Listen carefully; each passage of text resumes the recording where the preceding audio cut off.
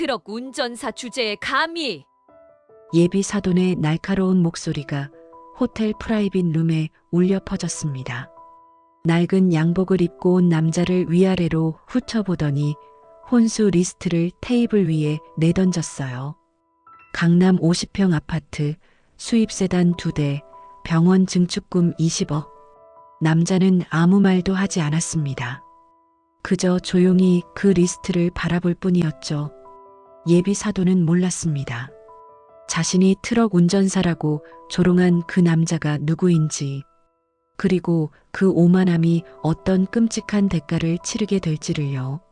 사연 시작 전 구독과 좋아요를 눌러주시면 그곳에 좋은 일들만 가득하시기를 바라겠습니다. 오늘 사연 시작합니다. 안녕하세요. 저는 최만호, 올해 65살입니다. 전국에 농산물을 유통하는 대지식품이라는 회사를 운영하고 있지만 아직도 새벽마다 젊은 시절부터 고집스레 몰아온 1톤 트럭 시동을 거는 게 제 하루의 시작이에요. 새벽 4시 반, 저는 어김없이 눈을 떴습니다. 침대 머리맡에 놓아둔 낡은 자명종이 울리기도 전에 저절로 눈이 떠지는 게 벌써 30년째 몸에 밴 습관이었죠. 아내가 세상을 떠난 뒤로는 더더욱 잠이 없어졌습니다. 저는 세면대에서 찬물로 세수를 하고 거실 창가에 섰습니다. 창밖으로 서울 한복판의 화려한 야경이 한눈에 들어왔지만 저는 그 불빛들 대신 주차장 한쪽 구석에 세워둔 낡은 1톤 트럭을 내려다보았습니다. 흙먼지가 뿌옇게 앉은 짙은 녹색 차체가 새벽 가로등 불빛 아래서 희미하게 빛나고 있었어요. 사람들은 제가 왜 수백억 자산을 굴리는 대지식품의 회장이면서도 저런 낡은 트럭을 아직 몰고 다니냐고 고개를 갸웃거립니다. 하지만 저에게 저 트럭은 단순한 운송수단이 아니었습니다. 32년 전 첨가물 야간 배달을 시작하며 처음 1톤 트럭 시동을 걸었던 그 순간부터 저는 늘 이 트럭과 함께였어요. 물론 차는 몇 번이나 바뀌었지만 초심을 잃지 않으려고 같은 1톤 트럭만 고집해왔습니다. 빛에는 단칸방에서 아내와 함께 라면으로 끼니를 때우던 시절, 새벽마다 트럭 시동을 걸며 이를 악물었던 기억이 제 뼛속 깊이 새겨져 있었거든요. 저는 현관 옆 신발장에서 운동화를 꺼내 신고 지하 주차장으로 내려갔습니다. 트럭 문을 열자 특유의 기름 냄새와 함께 시트에 밴 낡은 가죽 냄새가 코끝을 스쳤어요. 저는 운전석에 앉아 시동을 걸었습니다. 덜컹거리며 깨어나는 디젤 엔진 소리를 들으니 비로소 오늘 하루가 제대로 시작되는 기분이 들었습니다. 가락시장까지는 25분 남짓 걸렸습니다. 새벽 5시가 채 안 된 시간이었지만 시장은 이미 활기로 가득 차 있었어요. 지게차가 바쁘게 움직이고 상인들의 호객 소리가 새벽 공기를 가르고 갓 도착한 농산물 상자들이 산더미처럼 쌓여 있었습니다. 저는 트럭을 한쪽에 세우고 시장 골목을 천천히 걸었습니다. 20년 넘게 거래해온 농산물 중간 도매상 사장 김 사장이 저를 보더니 환하게 웃으며 손을 흔들었어요. 아이고, 최 사장님 오늘도 또 오셨네. 요새 젊은 놈들은 코빼기도 안 비치던데 사장님은 참 대단하시다니까요. 저는 헛헛하게 웃으며 김 사장 옆에 앉았습니다. 그의 좌판 옆에 놓인 플라스틱 의자는 페인트가 벗겨지고 다리 하나가 삐걱거렸지만 저에게는 가장 편안한 자리였어요.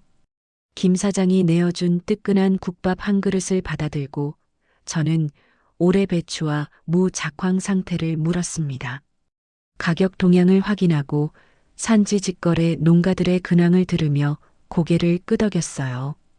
회장실 책상에 앉아 보고서를 읽는 것만으로는 절대 알 수 없는 것들이 이 새벽 시장 바닥에 있었습니다. 흙 묻은 손으로 상자를 나르는 상인들의 손끝에서 그들이 건네는 투박한 말투 속에서 저는 제 회사의 진짜 뿌리를 만졌습니다. 국밥 국물을 마지막까지 훌훌 비우고 시장을 빠져나올 때쯤 하늘이 부옇게 밝아오고 있었어요. 트럭을 몰고 회사로 돌아온 저는 회장실 소파에 앉아 비서가 올려놓은 결제 서류 뭉치를 검토하기 시작했습니다. 그때였습니다. 책상 위에 엎어둔 휴대전화가 요란하게 진동했어요. 화면에 뜬 이름을 보는 순간 저는 저도 모르게 입가에 미소가 번졌습니다. 유진이었습니다. 유진이는 세상에 하나뿐인 저의 유일한 혈육이자 제 목숨보다 귀한 딸이었어요. 대학병원 영양사로 근무하며 묵묵히 제 삶을 개척해온 대견하고 속 깊은 아이였습니다. 대기업 회장의 딸이라는 배경에 절대 기대지 않겠다며 스스로 학비를 벌어 대학을 다녔고 취직할 때도 제 이름 석자를 한 번도 꺼내지 않았어요. 저는 전화를 받았습니다. 응, 우리 딸. 이른 아침부터 무슨 일이야? 수화기 너머로 유진이의 목소리가 들려왔습니다. 평소와 달리 조금 쑥스럽고 떨리는 듯한 톤이었어요. 아빠, 저 있잖아. 민혁이네 부모님이랑 상견례 날짜가 잡혔어. 다음 주 토요일 점심 시내 호텔 레스토랑으로 예약했대. 저는 가만히 숨을 들이마셨습니다. 가슴 한쪽이 뜨거워지는 것을 느꼈어요. 드디어 올 것이 왔구나 하는 생각이 들었습니다. 그래, 알았다. 아빠가 시간 비워둘게. 전화를 끊고 나서 한참 동안 저는 책상 앞에 멍하니 앉아 있었습니다. 상견례라 하고 속으로 중얼거렸어요. 내 딸이 드디어 누군가의 아내가 되는구나. 마땅히 기뻐해야 할 소식인데 가슴 한구석이 텅 빈 것처럼 허전했습니다. 저는 책상 서랍을 열어 낡은 지갑을 꺼냈습니다. 지갑 안쪽 칸에 고이 접어 넣어둔 빛바랜 흑백 사진을 조심스레 펼쳤어요. 26살의 아내가 환하게 웃고 있었습니다. 결혼식 날 사진관에서 찍은 것이었는데 돈이 없어서 컬러가 아닌 흑백으로 찍었었죠. 여보, 우리 유진이가 시집간대. 당신이 살아있었으면 얼마나 좋았을까. 저는 사진 속 아내의 얼굴을 손끝으로 어루만지며 혼잣말을 했습니다. 눈시울이 뜨거워지는 것을 느꼈지만 눈물은 흘리지 않았어요. 그녀가 떠난 지 벌써 7년이 지났지만 저는 아직도 아내 앞에서 눈물을 보이는 게 부끄러웠습니다. 첨가물 야간 배달을 하며 새벽마다 고된 노동에 시달리던 시절 아내는 단칸방에서 저를 기다리며 늘 따뜻한 국을 끓여 놓았습니다. 비가 새는 천장 아래서 함께 라면을 먹으며 웃던 기억, 첫 가게를 열던 날 둘이서 얼싸안고 울던 기억이 주마등처럼 스쳐 지나갔어요. 아내는 생전에 입버릇처럼 말하곤 했습니다. 여보, 사람의 진짜 밑바닥은 자신보다 약하고 가난한 사람을 대할 때 적나라하게 드러나는 법이에요.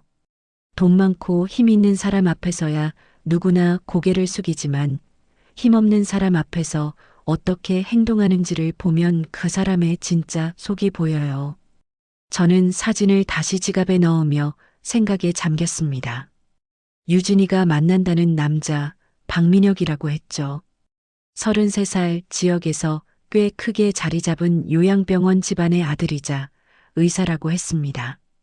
겉보기엔 번듯하고 남부러울 것 없는 직업이었어요. 하지만 저는 마음 한구석이 개운치 않았습니다. 내 귀한 딸을 평생 눈물 흘리지 않게 지켜줄 단단한 심성을 가진 놈인지 아비의 눈으로 직접 확인하고 싶었습니다.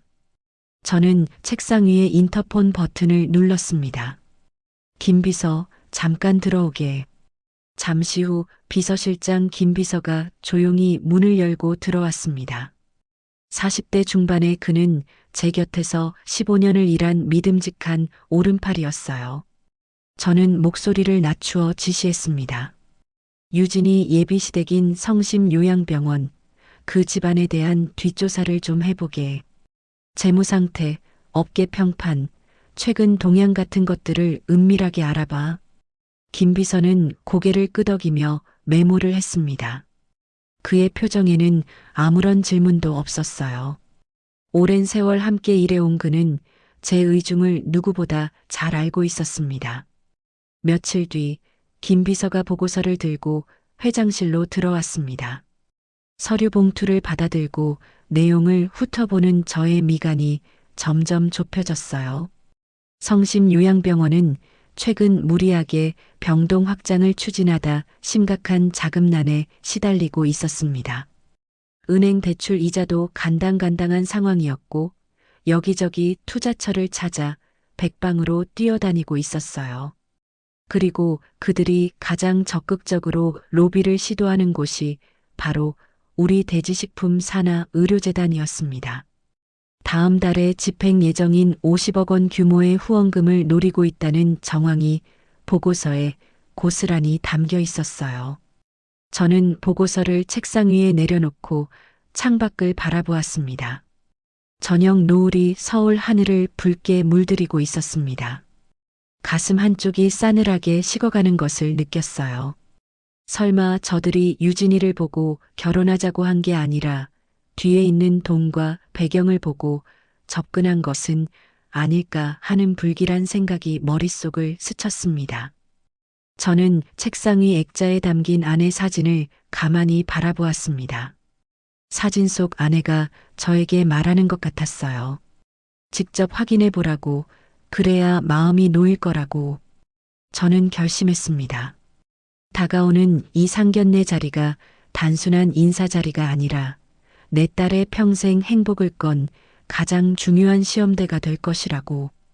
그들이 정말 유진이라는 사람을 사랑하는 것인지 아니면 그저 돈을 쫓는 것인지 내 눈으로 똑똑히 확인하겠다고 마음먹었습니다.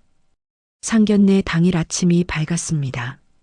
저는 평소보다 일찍 새벽 4시도 되기 전에 눈을 떴어요. 창밖은 아직 칠흑같이 어두웠지만 가슴 속에서는 이미 긴장감이 불씨처럼 타오르고 있었습니다. 침대에서 일어나 욕실로 향하며 저는 오늘 하루를 어떻게 보낼지 머릿속으로 그려보았습니다. 그냥 평범한 상견례를 치르는 것은 어렵지 않았어요. 최고급 맞춤 정장을 입고 운전기사가 모는 대형 세단을 타고 대지식품 회장이라는 명함을 건네면 그만이었죠. 하지만 그렇게 해서는 제가 정말 알고 싶은 것을 절대 알 수 없었습니다. 세수를 마치고 거실로 나온 저는 한참 동안 창밖을 바라보았습니다. 동이 트기 시작하며 하늘 끝이 희뿌옇게 밝아오고 있었어요. 아내의 목소리가 귓가에 맴돌았습니다. 사람의 진짜 밑바닥은 약자를 대할 때 드러난다던 그 말이요. 저는 결심했습니다. 오늘 상견례에서 저는 대지식품 회장 최만호가 아니라 그저 딸을 시집 보내는 평범하고 초라해 보이는 아버지로 가기로요. 그래야만 예비 사돈 집안의 진짜 속내를 볼 수 있을 테니까요. 저는 안방 깊숙이 있는 창고 문을 열었습니다. 오래된 옷가지들이 담긴 상자들이 먼지를 뒤집어 쓴 채 쌓여 있었어요. 저는 그 상자들을 하나씩 열어보며 무언가를 찾았습니다. 맨 아래 상자에서 드디어 제가 찾던 것이 나왔어요. 15년도 더 된 낡은 회색 양복이었습니다. 이 양복은 제가 처음으로 작은 청가물 도매상을 열었을 때 아내가 시장 바닥을 돌며 큰맘 먹고 사준 것이었습니다. 그때만 해도 맞춤 정장 같은 건 꿈도 못 꿨어요. 아내가 재래시장 양복점에서 깎아서 겨우 마련한 기성복이었죠. 소매 끝은 오랜 세월에 달아 실밥이 살짝 풀려 있었고 어깨 부분은 색이 조금 바랬습니다. 저는 그 양복을 조심스레 꺼내 코끝에 가져다 대었습니다. 오래된 옷장 냄새 사이로 아내의 희미한 채취가 느껴지는 것 같았어요. 눈시울이 뜨거워지는 것을 느끼며 저는 양복을 들고 거실로 나왔습니다. 다림질 판을 펴고 스팀 다리미를 데웠습니다. 낡은 양복이지만 구김 하나 없이 반듯하게 입고 가는 것이 상대방에 대한 최소한의 예의라고 생각했어요. 다림질을 하는 동안 저는 아내와 함께했던 젊은 날들을 떠올렸습니다. 새벽마다 트럭을 몰고 시장을 누비던 시절, 단칸방에서 라면으로 끼니를 때우며 웃던 시절. 그때 우리는 가난했지만 행복했습니다. 양복 다림질을 마친 저는 신발장 깊숙이 넣어둔 낡은 구두를 꺼냈습니다. 밑창이 닳고 가죽이 바랜 오래된 구두였지만 어젯밤 늦게까지 정성껏 닦아 거울처럼 반짝이게 만들어 놓았어요.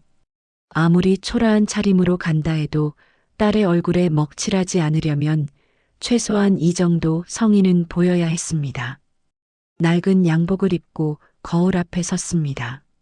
거울 속에는 수백억 자산가가 아니라 평범하고 소박한 노인이 서 있었어요. 하지만 저는 오히려 이 모습이 더 편안하게 느껴졌습니다. 화려한 거치레를 벗어던지니 30년 전 시장 바닥을 누비던 그 시절에 제가 거울 속에서 저를 바라보고 있었어요. 머리를 단정하게 빗어 넘기고 거실로 나오자 외출 준비를 마친 유진이가 저를 보더니 눈이 휘둥그레졌습니다. 딸의 눈동자에 당혹스러움과 의문이 교차하는 것이 보였어요. 아빠, 그 옷은 뭐야? 왜 갑자기 그런 옷을 입고? 저는 다가가 딸의 두 손을 꼭 잡았습니다. 유진이의 손은 작고 따뜻했어요. 유진아, 아빠가 오늘 좀 특별한 걸 확인하고 싶어서 그래. 내 평생의 짝이 될 사람과 그 집안이 돈이 아닌 사람의 진심을 볼 줄 아는지 시험해 보고 싶거든. 유진이는 잠시 말없이 저를 바라보았습니다. 그 눈빛 속에서 저는 딸이 제 뜻을 이해하기 시작하는 것을 느꼈어요. 똑똑한 아이였습니다. 아비의 깊은 속마음을 단번에 읽어내는 것 같았어요. 유진이는 고개를 끄덕이더니 아무 말 없이 자기 방으로 들어갔습니다. 잠시 후 다시 나온 딸의 모습에 저는 가슴이 뭉클해졌어요. 화장대 위에 화려한 귀걸이와 목걸이를 모두 빼고 손목에 차고 있던 명품 시계도 벗어놓은 채 가장 단정하고 수수한 베이지색 투피스로 갈아입고 제 앞에 서 있었습니다. 아빠, 나도 같이 할게.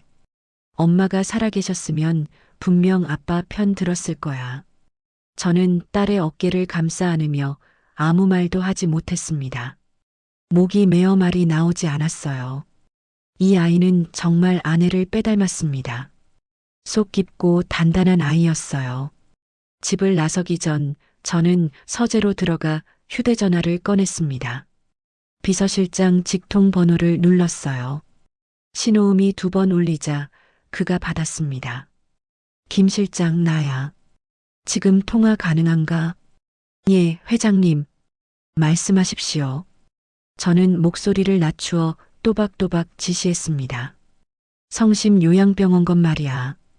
오늘부로 그 병원에 들어가는 우리 돼지식품 식자재 공급망, 그리고 다음 달 집행 예정이던 의료재단 50억 후원금 둘 다 내 지시가 있을 때까지 전면 보류되기 시켜놓게. 잠시 침묵이 흘렀습니다. 김 실장은 상황을 곧바로 파악한 듯 차분한 목소리로 대답했어요. 알겠습니다, 회장님. 즉시 조치하고 대기하겠습니다. 전화를 끄는 저는 창밖을 바라보았습니다. 하늘이 맑게 개어 있었어요. 저도 모르게 주먹을 꽉 쥐었습니다.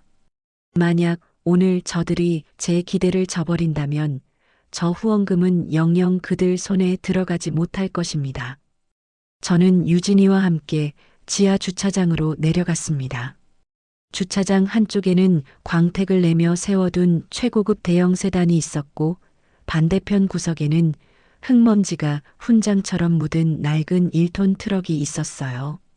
저는 망설임 없이 트럭 쪽으로 걸음을 옮겼습니다. 트럭 운전석 문을 열자 특유의 기름 냄새와 낡은 가죽 시트 냄새가 코를 찔렀습니다. 저는 운전석에 올라앉으며 유진이를 쳐다보았어요. 혹시 딸이 불편해하지 않을까 걱정이 되었거든요. 하지만 유진이는 씩씩하게 조수석 문을 열고 올라탔습니다. 아빠, 이 트럭 진짜 오랜만에 타네. 어렸을 때 아빠가 시장에 태워주던 거 기억나? 저는 피식 웃었습니다. 맞아요. 유진이가 초등학생이던 시절에는 종종 이 트럭에 태워 시장에 데려가곤 했었죠. 조수석에 앉아 창밖을 구경하며 아이스크림을 먹던 꼬마가 어느새 이렇게 자라 시집을 가게 되었습니다. 세월이 참 빠르다는 생각에 문득 코끝이 찡해졌어요. 시동을 걸자 덜컹거리며 엔진이 깨어났습니다. 저는 기어를 넣고 천천히 주차장을 빠져나왔어요. 토요일 아침이라 도로가 한산했습니다. 도심을 향해 트럭을 몰면서 저는 긴장감을 숨기려 애썼습니다. 제발 내 사위가 될 놈이 사람의 진심을 알아보는 제대로 된 놈이기를 속으로 수백 번 기도했어요. 조수석에 앉은 유진이가 조용히 제 오른손을 잡았습니다. 거칠어진 제 손을 딸의 부드러운 손이 꼭 감싸쥐었어요. 저는 그 온기에서 힘을 얻었습니다. 유진이는 창밖을 바라보며 조용히 입을 열었어요. 아빠, 나 솔직히 조금 떨려. 민혁이 부모님이 어떤 분들인지 제대로 본 적이 없거든. 저는 고개를 끄덕였습니다. 3년을 사귀었다고 했지만 정작 예비 시부모와는 몇 번 인사만 나눈 정도라고 했어요. 그것도 민혁이가 중간에서 어물쩍 넘어가는 바람에 제대로 된 대화를 나눠본 적이 없다고 했습니다. 저는 그 말을 들었을 때부터 뭔가 찜찜한 구석이 있었어요. 괜찮다. 오늘 아빠가 다 지켜볼 테니까. 내가 평생 기댈 집안이 어떤 곳인지 아빠 눈으로 똑똑히 확인할 거야. 유진이는 고개를 끄덕이며 제 손을 더 꽉 쥐었습니다. 딸의 손에서 미세한 떨림이 느껴졌어요. 저는 그 떨림을 느끼며 더욱 마음을 다잡았습니다. 이 아이를 절대 잘못된 곳에 보낼 수는 없었어요. 창밖으로 화려한 빌딩 숲이 스쳐 지나갔습니다. 우리 부녀의 소박한 모습과 번쩍이는 도시가 묘한 대조를 이루었어요. 상견례 장소인 5성급 호텔이 점점 가까워지고 있었습니다. 저는 백미러를 통해 제 모습을 한 번 더 확인했습니다. 낡은 회색 양복깃을 매만지며 저는 가난하지만 정직하고 떳떳했던 옛 시절의 야성 넘치던 최만호로 완벽하게 돌아갔어요. 대기업 회장이라는 허울을 벗어던지니 오히려 마음이 가벼워졌습니다. 으리으리한 호텔 진입로가 보이기 시작했습니다. 저는 천천히 브레이크를 밟으며 트럭의 속도를 줄였어요. 호텔 정문 앞에 줄지어 서 있는 고급 외제차들 사이로 흙먼지 묻은 제 트럭이 끼어드는 것이 보였습니다.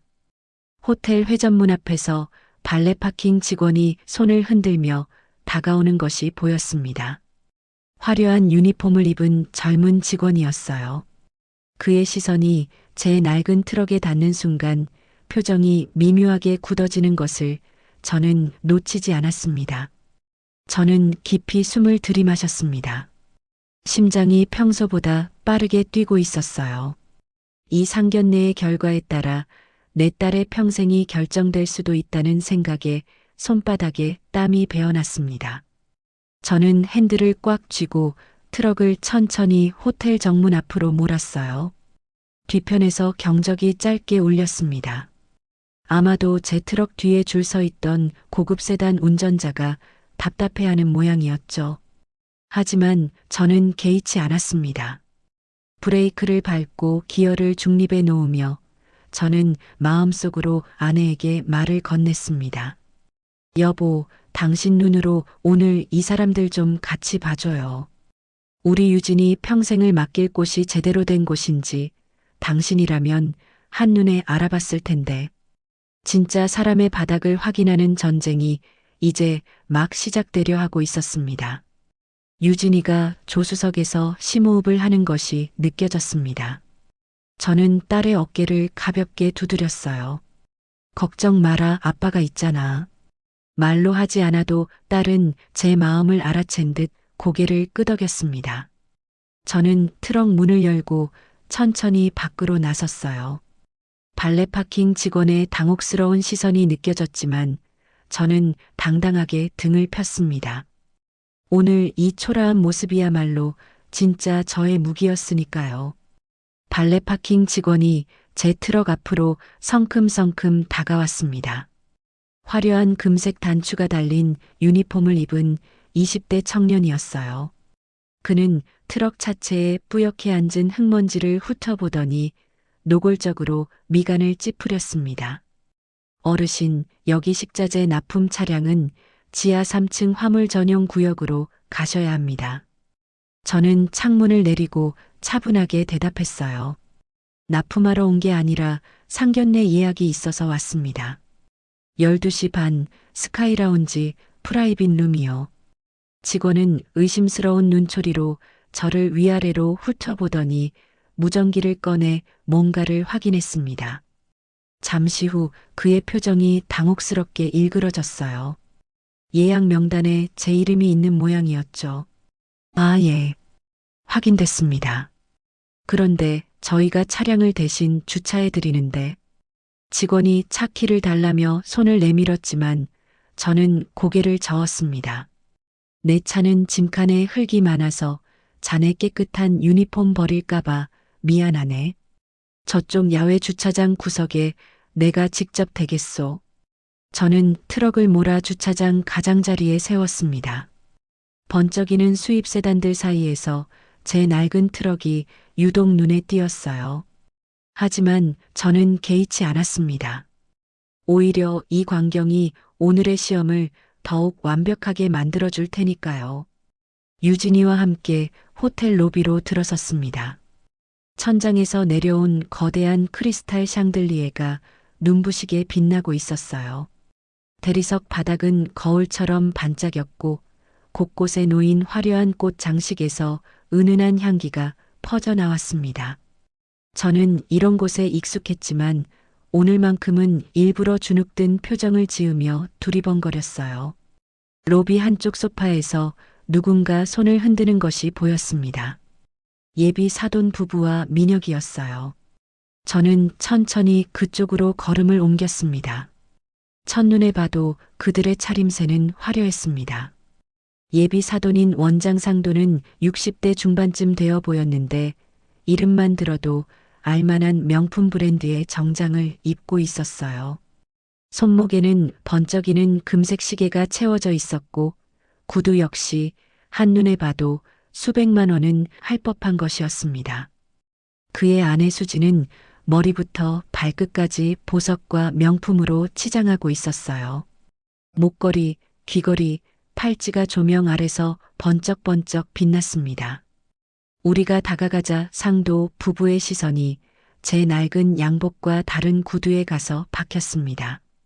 수진의 눈이 순간적으로 커지더니 이내 노골적으로 미간을 찌푸렸어요. 마치 오물이라도 본 것 같은 표정이었습니다.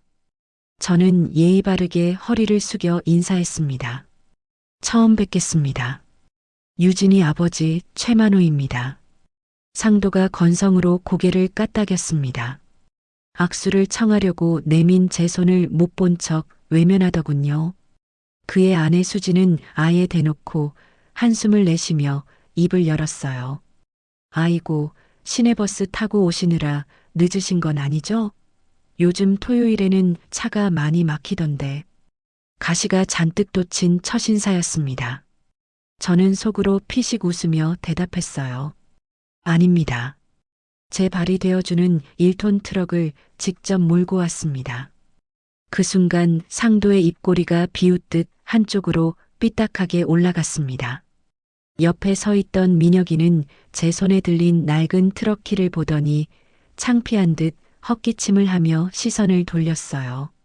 3년을 사귄 여자친구의 아버지를 처음 만나는 자리에서 그게 무슨 태도인가 싶었지만 저는 내색하지 않았습니다. 호텔 직원의 안내를 받아 엘리베이터를 타고 최상층 스카이라운지로 올라갔습니다. 프라이빗 룸으로 들어가는 과정에서도 상도 부부는 자신들의 값비싼 코트에 제 낡은 양복깃이 닿을까봐 노골적으로 몸을 빼며 거리를 두었어요.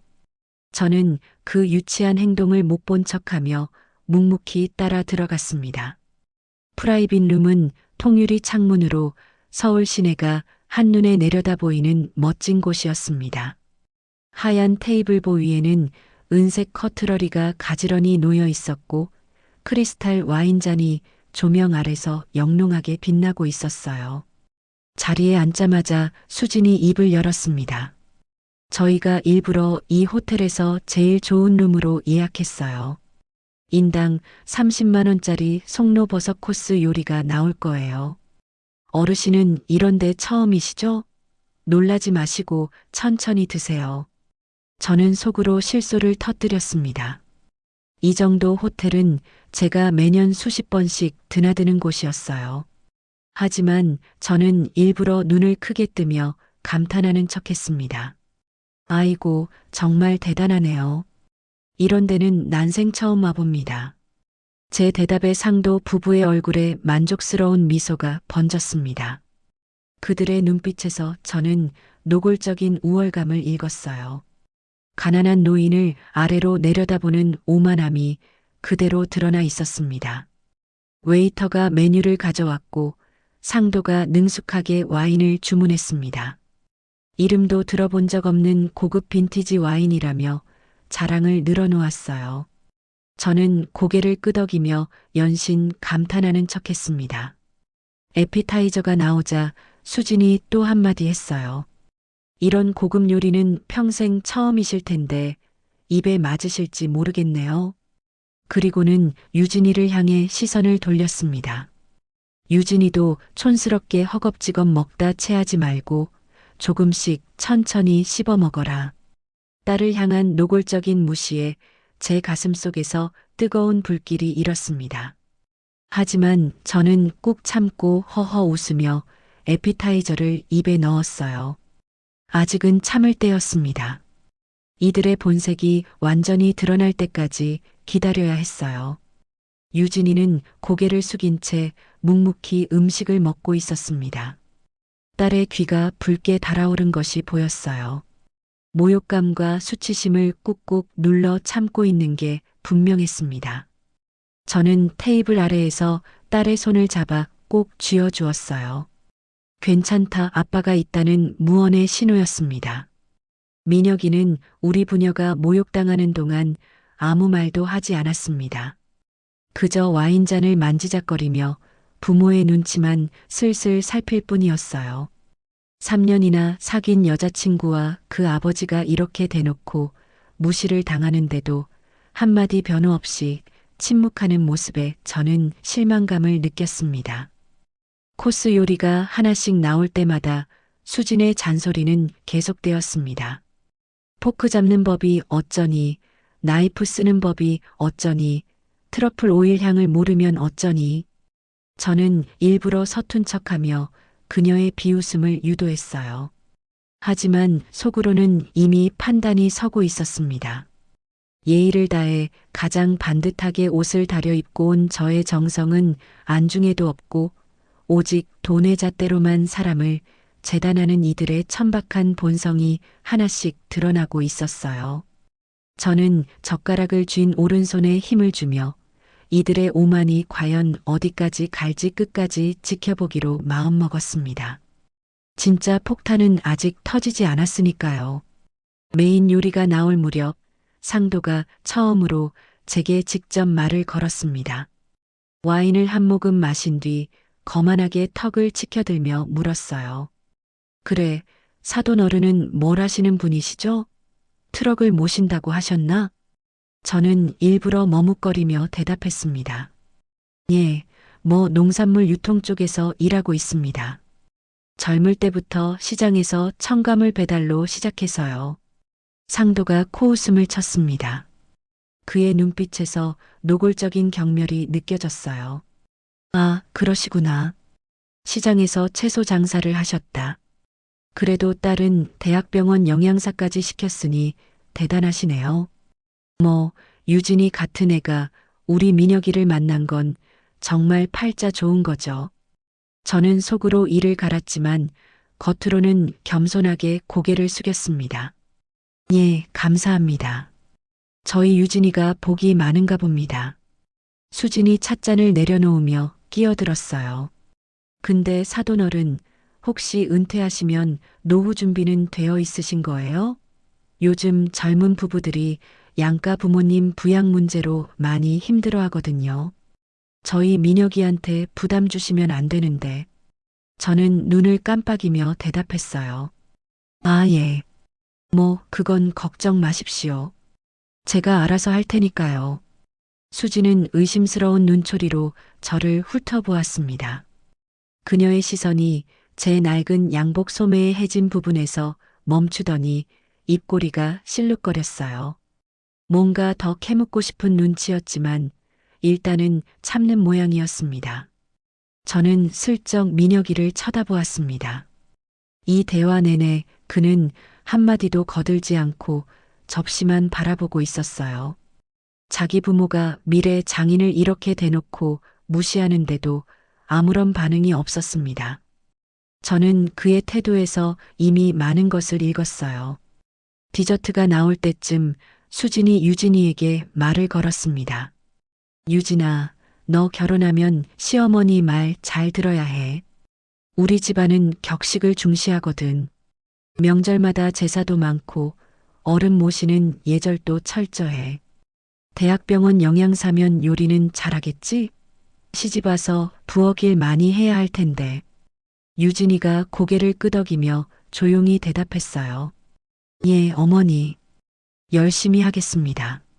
하지만 저는 딸의 목소리에서 미세한 떨림을 감지했습니다.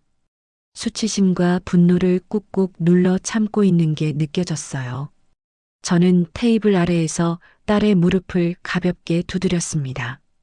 조금만 더 참아라. 아빠가 다 지켜보고 있다. 상도가 시계를 보며 말했습니다. 자, 이제 슬슬 본론으로 들어가 볼까요? 양가가 모인 자리니 결혼 준비에 대해 구체적으로 얘기를 나눠야죠. 저는 고개를 끄덕였습니다. 드디어 그들의 진짜 속내가 나올 차례였어요. 저는 등을 곧게 펴고 상도의 다음 말을 기다렸습니다.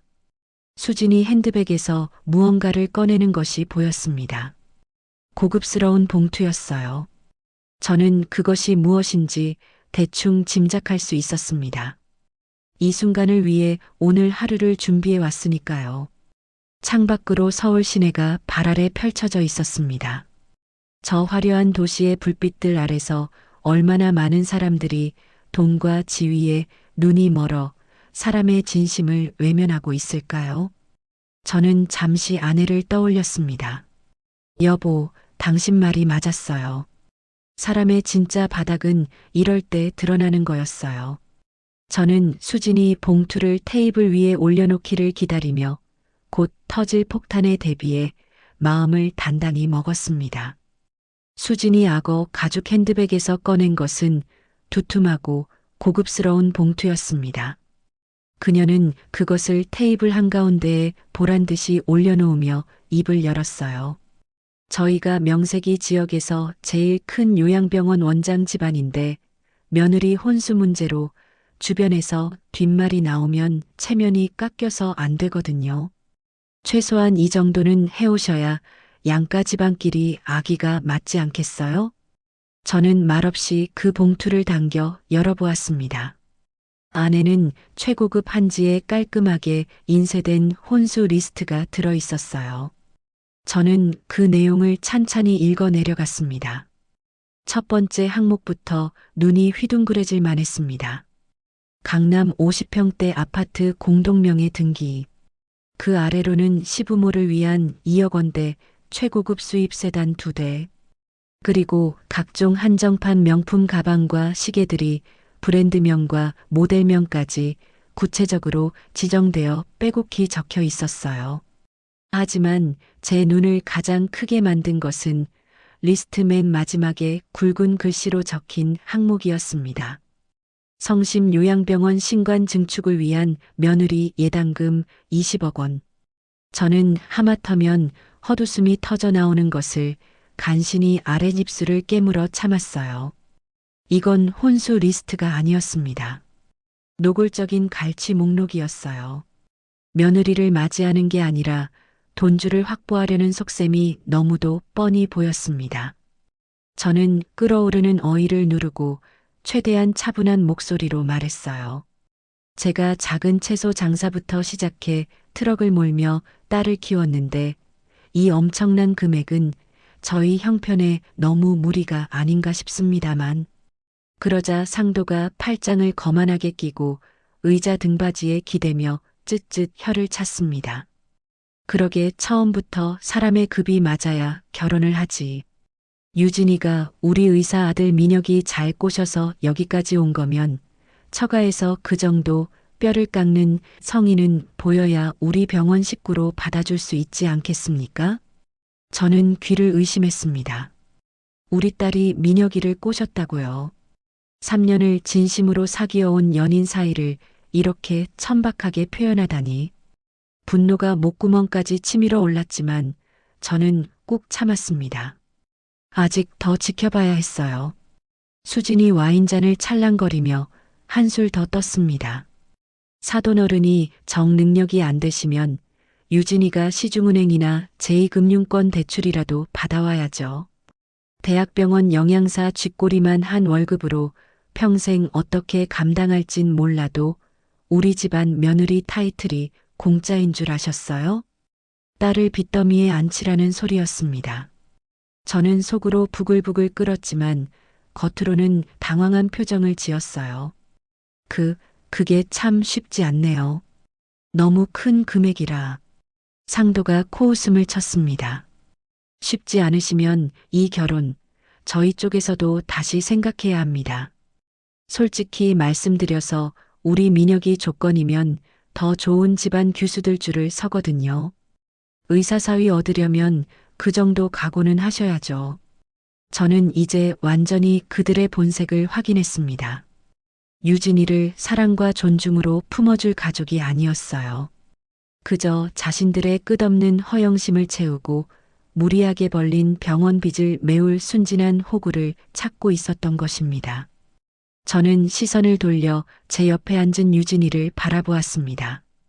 평소 어떤 일에도 당차고 씩씩하던 제 딸이 쏟아지는 모멸감과 수치심에 얼굴이 백지장처럼 하얗게 질려 있었어요. 고개를 푹 숙인 채 입술을 꽉 깨물고 바들바들 떨고 있었습니다. 딸의 눈가에 투명한 눈물이 그렁그렁 맺혀 있는 것이 보였어요. 저는 그 순간 가슴이 갈기갈기 찢어지는 것 같았습니다. 평생 내 목숨처럼 애지중지 키운 내 귀한 딸이 이런 인격도 예의도 없는 천박한 것들 앞에서 부당하게 고개를 숙이고 있다니. 아비로서의 피가 역류하듯 솟구쳤어요.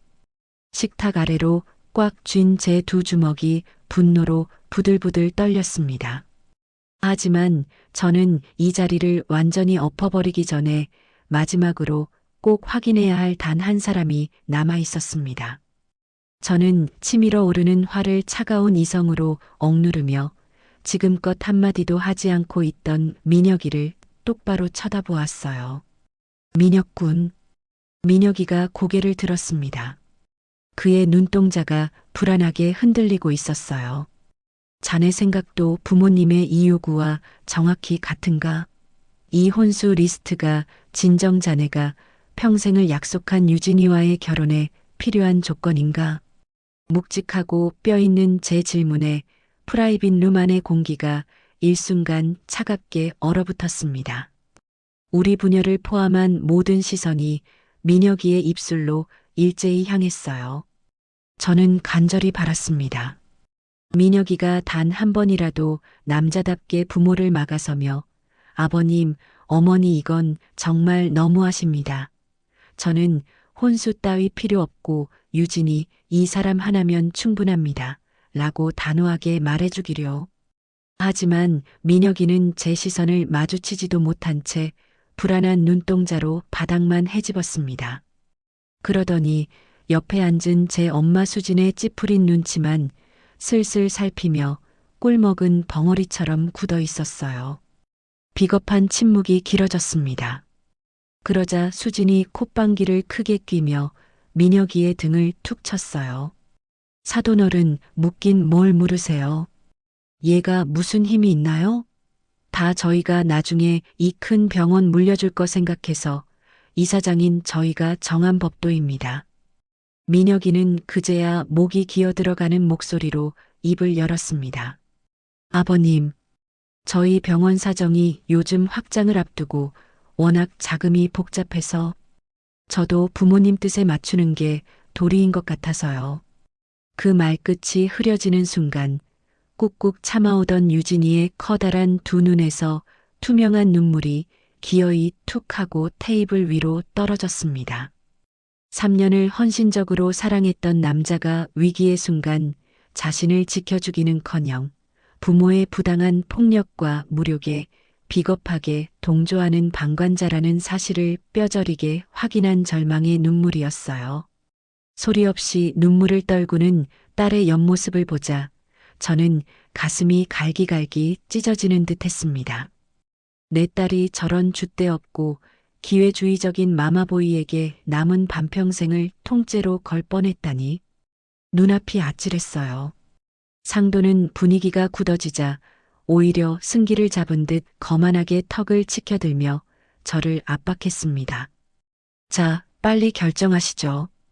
이 정도 자금 동원할 능력도 배포도 안 되시면 이 결혼 저희 쪽에서도 당연히 다시 생각해야 합니다. 바로 그 순간 제 머릿속에서 아내의 맑은 목소리가 벼락 같은 환청처럼 들려왔습니다. 여보, 저런 비겁한 놈한테 우리 유진이 절대 줄 수 없어요. 당장 데리고 나와요. 저는 말없이 고개를 끄덕이며 조용히 무릎 위에 냅킨을 들어 입가를 닦았습니다. 마음속의 시험은 이제 완벽하게 끝났고 단호한 결단을 행동으로 옮길 시간이었어요. 딸을 쳐다보니 유진이는 손등으로 거칠게 눈물을 닦아내고 저를 향해 단단한 눈빛으로 고개를 끄덕였습니다. 아버지, 미련 없으니 이제 그만하자는 명확한 무언의 신호였어요. 저는 천천히 하지만 태산처럼 묵직하게 자리에서 일어났습니다. 이 낡은 회색 양복 안에서 느껴지는 저의 내면은 대기업 총수의 그것보다 훨씬 더 단단하고 거대해져 있었어요. 수지는 제가 겁에 질려 무릎이라도 꿇고 사정할 줄 알았는지 팔짱을 낀 채 흡족하고 교만한 미소를 띠고 일어선 저를 올려다보았습니다. 상도 역시 거만한 표정으로 와인잔을 기울이고 있었어요. 민혁이는 여전히 고개를 숙인 채 테이블만 바라보고 있었습니다. 저는 깊이 숨을 들이마시고 입을 열었습니다. 원장님 부부의 그 엄청난 혼수 리스트, 제가 굳이 무리해서 준비할 필요가 전혀 없을 것 같군요. 의기양양하던 수진의 표정이 순간 굳어졌습니다. 그녀는 제 말뜻을 이해하지 못한 듯 눈을 깜빡였어요. 예, 지금 무슨 말씀을? 저는 그녀의 말을 자르며 또렷하게 말했습니다. 제가 낡은 양복을 입고 트럭을 몰고 왔다고 해서 무시하기 좋으셨겠지요. 하지만 저는 오늘 일부러 이렇게 입고 왔습니다. 당신들이 사람을 어떤 기준으로 평가하는지 보려고요. 상도가 와인잔을 내려놓으며 눈을 가늘게 떴습니다. 뭐라고요? 일부러? 저는 고개를 끄덕였어요. 예. 그리고 당신들은 제 기대를 완벽하게 저버렸습니다. 사람을 오직 겉모습과 돈으로만 판단하고 며느리가 될 사람을 돈줄로만 보고 심지어 제 딸을 빚더미에 앉히라는 말까지 서슴지 않았어요. 이런 집안에 제 귀한 딸을 보낼 수는 없습니다. 수진의 얼굴이 벌겋게 달아올랐습니다. 그녀가 자리에서 벌떡 일어나며 소리쳤어요. 아니, 지금 뭐라고 하시는 거예요? 감히 우리 집안을 무시하는 거예요? 저는 조금도 흔들리지 않는 눈빛으로 그녀를 마주 보았습니다. 무시가 아니라 정확한 평가입니다. 저는 32년 전 시장 바닥에서 첨가물 배달로 시작했지만 사람의 됨됨이가 뭔지는 압니다. 당신들에게는 그게 없어요. 상도가 테이블을 탁 치며 벌떡 일어났습니다. 이 양반이 정신이 나갔나? 우리가 얼마나 바쁜 와중에 시간 내서 이 자리에 나왔는데 감히 이런 모욕을. 저는 피식 웃었습니다. 모욕은 당신들이 먼저 했습니다. 처음 만나는 자리에서 악수도 거부하고 제 딸을 촌스럽다고 비하하고 쥐꼬리만 한 월급이라고 조롱하고. 그게 모욕이 아니면 뭡니까? 프라이빗 룸 안에 무거운 침묵이 내려앉았습니다. 저는 유진이에게 손을 내밀었어요. 유진아, 가자. 유진이가 자리에서 일어나며 제 손을 잡았습니다. 딸의 손에서 더 이상 떨림은 느껴지지 않았어요. 오히려 단단한 힘이 전해졌습니다. 수진이 히스테릭하게 소리쳤어요. 잠깐만요.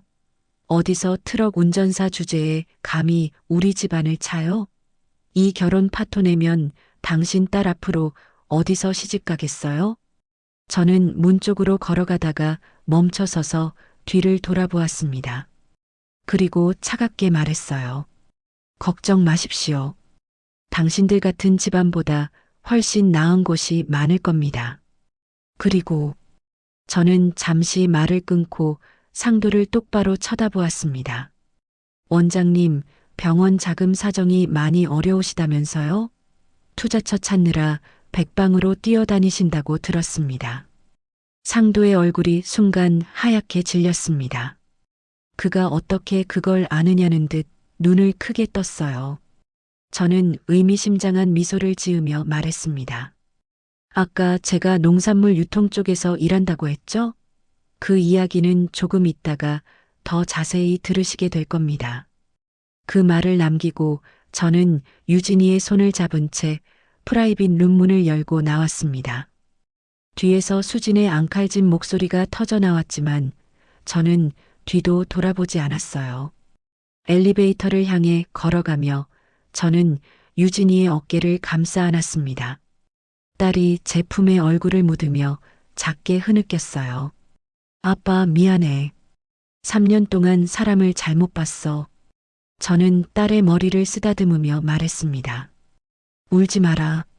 썩은 것을 문턱에서 걸러낸 거야. 오늘은 슬픈 날이 아니라 내 인생에서 가장 중요한 결정을 내린 날이다. 엘리베이터 문이 열렸습니다. 저는 딸과 함께 안으로 들어서며 주머니에서 휴대전화를 꺼냈어요. 이제 진짜 청구서를 보낼 시간이었습니다. 엘리베이터가 로비층에 도착해 문이 열렸습니다. 저는 유진이의 손을 잡고 대리석 바닥을 가로질러 호텔 정문 쪽으로 걸어갔어요. 등 뒤로 로비에 웅성거리는 소리가 들렸지만 저는 뒤를 돌아보지 않았습니다. 호텔 회전문을 빠져나오자 바깥 공기가 폐부 깊숙이 스며들었습니다. 답답하던 가슴이 조금은 시원해지는 것 같았어요. 저는 주차장 쪽으로 발걸음을 옮기며 주머니에서 휴대전화를 꺼냈습니다. 김 비서실장의 번호를 눌렀어요. 신호음이 한번 울리자마자 그가 받았습니다. 회장님, 어떻게 되셨습니까? 저는 낮고 단호한 목소리로 말했어요. 김 실장, 아침에 지시했던 성심 요양병원 건 말이야. 단순 보류가 아니라 지금 당장 전면 취소로 처리해. 잠시 침묵이 흘렀습니다. 김 실장의 목소리가 차갑게 가라앉으며 대답했어요. 예, 회장님. 무슨 일이 있으셨습니까? 저는 씁쓸하게 웃었습니다. 저 천박한 작자들이 방금 나보고 쥐뿔도 없는 트럭 운전사라며 파혼을 적선하듯 던지더군. 며느리 예단금으로 20억을 요구하면서 말이야. 김 실장의 목소리에 분노가 서렸어요. 감히 회장님께 그런 망발을. 지금 즉시 조치하겠습니다. 내일 집행 예정이던 50억 원 후원금을 최종 백지화하고 투자개발팀에 즉각 통보하겠습니다. 그리고 식자재 유통법인장에게도 전해 당장 내일 아침부터 그 병원 병동에 들어가는 우리 돼지식품의 모든 유기농 식자재 공급 계약을 일방 파기하라고. 위약금이 발생하면 내 개인 돈으로 처리할 테니. 알겠습니다, 회장님. 관련 공문과 파기 통보서를 지금 즉시 성심요양병원 원장실로 발송하겠습니다. 전화를 끊으며 저는 주차장 가장자리에 세워둔 제 트럭을 향해 걸어갔습니다. 유진이가 제 팔을 꼭 잡으며 말했어요. 아빠, 방금 뭐라고 한 거야? 50억 후원금이라니. 저는 딸을 바라보며 조용히 웃었습니다. 유진아, 아빠가 사실 너한테 숨긴 게 좀 있어. 유진이의 눈이 커졌어요. 그 순간 뒤에서 다급한 발소리가 들려왔습니다. 잠깐만요. 잠깐만. 뒤를 돌아보니 상도와 수진 그리고 민혁이가 호텔 정문을 박차고 뛰어나오고 있었습니다. 상도는 넥타이가 반쯤 풀려 있었고 수진은 하이힐 때문에 비틀거리면서도 필사적으로 달려오고 있었어요. 셋의 얼굴 모두 사색이 되어 있었습니다. 저는 발걸음을 멈추고 그들이 다가오기를 기다렸습니다. 상도가 헐떡이며 제 앞에 서더니 두 손을 마주 잡고 애원하듯 말했어요. 사돈어른. 아니, 회장님. 방금 병원에서 연락이 왔는데 돼지식품에서 투자금이랑 식자재 공급을 전부 끊는다고. 그게 회장님이 지시하신 겁니까? 저는 천천히 고개를 끄덕였습니다. 예, 제가 지시했습니다. 상도의 얼굴이 백지장처럼 하얗게 변했어요. 그의 다리가 후들후들 떨리기 시작했습니다. 회장님이라니. 돼지식품 회장이. 당신이. 수진이 상도의 팔을 붙잡으며 비명을 질렀어요. 여보, 이게 무슨 소리야? 저 사람이 트럭 운전사가 아니라 돼지식품 회장이라고?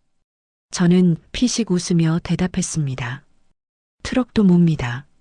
32년째요. 하지만 그게 제 전부는 아니죠. 민혁이의 얼굴에서 핏기가 완전히 사라졌습니다. 그가 허공을 바라보며 중얼거렸어요. 돼지식품, 전국 유기농 식품 유통 1위, 수백억 자산에. 저는 고개를 끄덕였어요. 이제 상황 파악이 되셨나 보군요. 당신들이 그렇게 목매달던 50억 후원금, 바로 제 회사 의료재단에서 나가는 돈이었습니다. 그리고 병원 병동에 들어가던 최고급 유기농 식자재, 그것도 제 회사 물건이었고요. 상도가 그 자리에서 무릎을 꿇었습니다.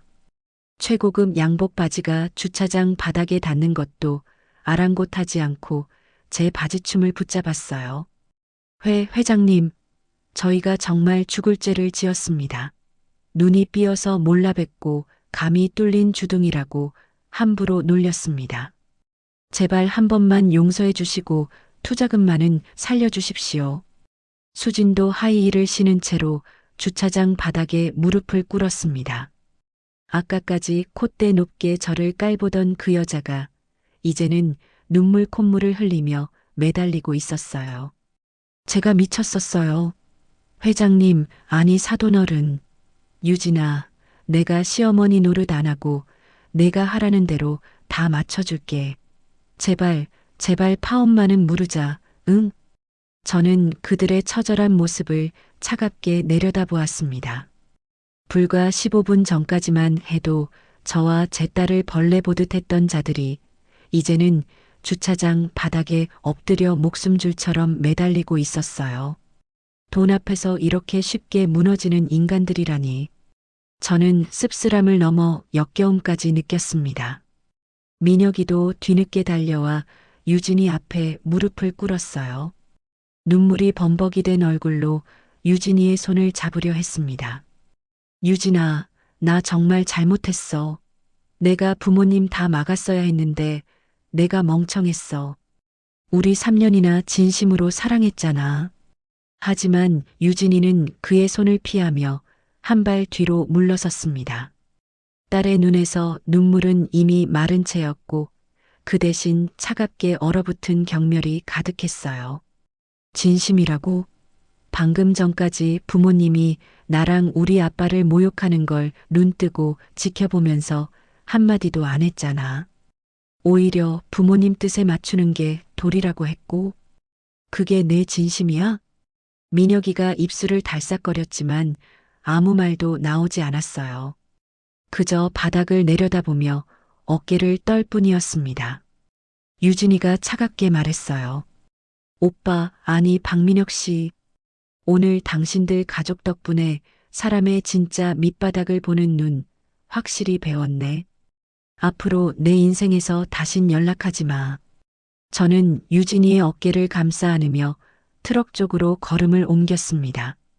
뒤에서 상도 부부의 울부짖는 소리가 들려왔지만 저는 뒤를 돌아보지 않았어요. 트럭 앞에 도착해 운전석 문을 열려는 순간 상도가 허겁지겁 달려와 제 앞을 가로막았습니다. 회장님, 제발요. 저 투자금 없으면 병원 확장 대출 이자를 못 막아요. 부도가 납니다. 제발, 제발. 저는 상도의 얼굴을 똑바로 쳐다보며 낮고 묵직하게 말했습니다. 원장님, 저는 대기업 회장 최만호가 아니라 딸을 세상에서 제일 사랑하는 아버지로서 마지막으로 말하는 겁니다. 저는 한 글자 한 글자에 힘을 주어 말했어요. 내 귀한 딸의 평생을 담기엔 당신들 부부와 저 비겁한 자식의 그릇이 너무 얄팍하고 역겹도록 천박합니다. 이제 길 비키십시오. 상도의 눈에서 눈물이 주르륵 흘러내렸습니다. 하지만 저는 더 이상 그들에게 줄 동정심이 없었어요. 저는 차 문을 열고 운전석에 올라탔습니다. 유진이도 조수석에 탔어요. 시동을 걸자 덜컹거리며 엔진이 깨어났습니다. 저는 기어를 넣고 천천히 트럭을 출발시켰어요. 백미러 속으로 주차장 바닥에 주저앉아 오열하는 세 사람의 모습이 점점 작아지고 있었습니다. 저는 핸들을 잡은 손에 힘을 주며 호텔 진입로를 빠져나왔습니다. 옆자리에 유진이가 조용히 제 팔을 잡았어요. 아빠, 고마워. 오늘 아빠가 세상에서 제일 멋있었어. 저는 딸의 손을 꼭 잡아주며 웃었습니다. 숨막히던 호텔을 벗어나 맞는 바깥 공기가 내 평생 맡아본 그 어떤 공기보다 달고 시원했어요. 트럭이 도심을 빠져나가는 동안 저는 한참 말이 없었습니다. 백미러로 뒤를 확인하니 호텔 건물이 점점 작아지고 있었어요. 저는 깊이 숨을 내쉬며 어깨에 잔뜩 들어갔던 힘을 풀었습니다. 유진이가 조용히 입을 열었어요. 아빠, 나 몰랐어. 아빠가 그렇게 큰 회사 회장인 줄. 저는 쓸쓸하게 웃었습니다. 미안하다. 내가 알면 부담스러워할까봐 일부러 말 안 했어. 넌 내 힘으로 다 해내고 싶어 하는 아이니까. 유진이가 고개를 끄덕였어요. 아빠 덕분에 오늘 많은 걸 배웠어. 사람을 볼 때 겉모습이 아니라 진짜 속을 봐야 한다는 거. 저는 딸의 머리를 쓰다듬어 주었습니다. 내 엄마가 항상 하던 말이야. 사람의 진짜 밑바닥은 약자를 대할 때 드러난다고. 오늘 저 사람들이 딱 그랬지. 유진이가 창밖을 바라보며 한숨을 쉬었어요. 3년 동안 뭘 본 걸까? 민혁이가 저렇게 비겁한 사람인 줄 몰랐어. 저는 잠시 말을 멈추었다가 조심스레 말했습니다. 연애할 때는 다들 좋은 모습만 보여주려고 하잖아. 진짜 모습은 위기가 닥쳤을 때 나오는 법이야. 오늘 내가 본 게 저 사람의 진짜 모습이었어. 유진이가 고개를 끄덕였어요. 딸의 눈가가 다시 붉어지는 것 같았지만 더 이상 눈물은 흘리지 않았습니다. 대신 입술을 꽉 다물고 정면을 바라보았어요. 저는 그 모습에서 아내의 단단함을 보았습니다. 유진아, 넌 분명 더 좋은 사람 만날 거야. 내 가치를 알아보고 진심으로 너를 아껴줄 사람. 그런 사람은 돈이 많고 적음에 상관없이 너를 존중해 줄 거야. 유진이가 제 손을 꼭 쥐었어요. 응, 아빠. 이제 알 것 같아. 어떤 사람이랑 함께 해야 하는지. 저는 따뜻하게 웃으며 트럭의 속도를 올렸습니다. 앞으로 펼쳐지는 도로가 어느 때보다 넓고 밝아 보였어요. 잠시 후 제 휴대전화가 울렸습니다. 화면에 김 비서실장의 이름이 떴어요. 저는 블루투스 이어폰을 끼고 전화를 받았습니다. 회장님, 모든 조치 완료했습니다. 성심요양병원 측에 공문이 발송되었고 식자재 공급 계약 파기도 통보되었습니다. 원장 박상도 씨 측에서 미친 듯이 연락이 오고 있는데 어떻게 처리할까요? 저는 차갑게 대답했어요. 전부 무시해. 내 전화도 회사 전화도 일절 받지 마. 그리고 앞으로 그 병원과는 어떤 거래도 하지 않도록 전 계열사에 통보해도. 알겠습니다, 회장님. 전화를 끊고 저는 깊이 숨을 내쉬었습니다. 제가 이렇게 단호하게 나선 것은 사업을 시작한 이래로 처음이었어요. 하지만 조금도 후회되지 않았습니다. 내 딸의 존엄을 지키기 위해서라면 이까짓 거래쯤이야 아무것도 아니었으니까요. 유진이가 물었어요. 아빠, 저 사람들 병원 정말 망하는 거야? 저는 잠시 생각하다가 대답했습니다. 글쎄다. 우리 투자금과 식자재만 끊긴 거니까 당장 망하진 않겠지. 하지만 업계에 소문이 퍼지면 다른 투자처도 찾기 어려워질 거야. 자업자득이지. 유진이가 조용히 고개를 끄덕였어요. 트럭이 한적한 도로로 접어들었습니다. 저는 문득 아내 생각이 났어요. 오늘 일을 지켜봤다면 뭐라고 했을까? 아마 잘했다고, 우리 유진이 지켜줬다고 활짝 웃어주었겠죠. 저는 속으로 아내에게 말을 건넸습니다. 여보, 나 오늘 아비 노릇 제대로 했지? 당신이 그렇게 걱정하던 유진이 내가 끝까지 지켜줄게. 트럭이 집 앞에 도착했을 때는 오후 3시가 넘어 있었습니다. 저는 지하 주차장에 트럭을 세우고 유진이와 함께 엘리베이터를 탔어요. 상견례를 떠날 때와는 완전히 다른 기분이었습니다. 무거웠던 마음이 한결 가벼워져 있었어요. 집에 들어서자 저는 거실 소파에 털썩 앉았습니다. 온몸에서 힘이 쭉 빠지는 것 같았어요. 긴장의 끈이 풀리니 피로가 한꺼번에 밀려왔습니다. 유진이가 부엌으로 가더니 차가운 보리차 2잔을 가져왔어요. 딸이 건네주는 차를 받아들며 저는 깊이 숨을 내쉬었습니다. 아빠 피곤하지? 오늘 정말 많이 힘들었을 텐데.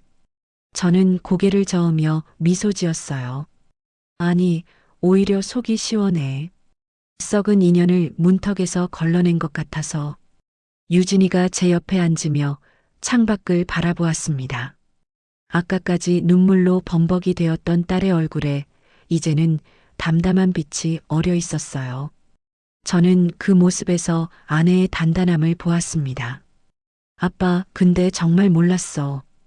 아빠가 그렇게 큰 회사를 운영하는 줄. 32년 동안 진짜 아무 말도 없었잖아. 저는 딸의 손을 잡았어요. 일부러 숨긴 거야.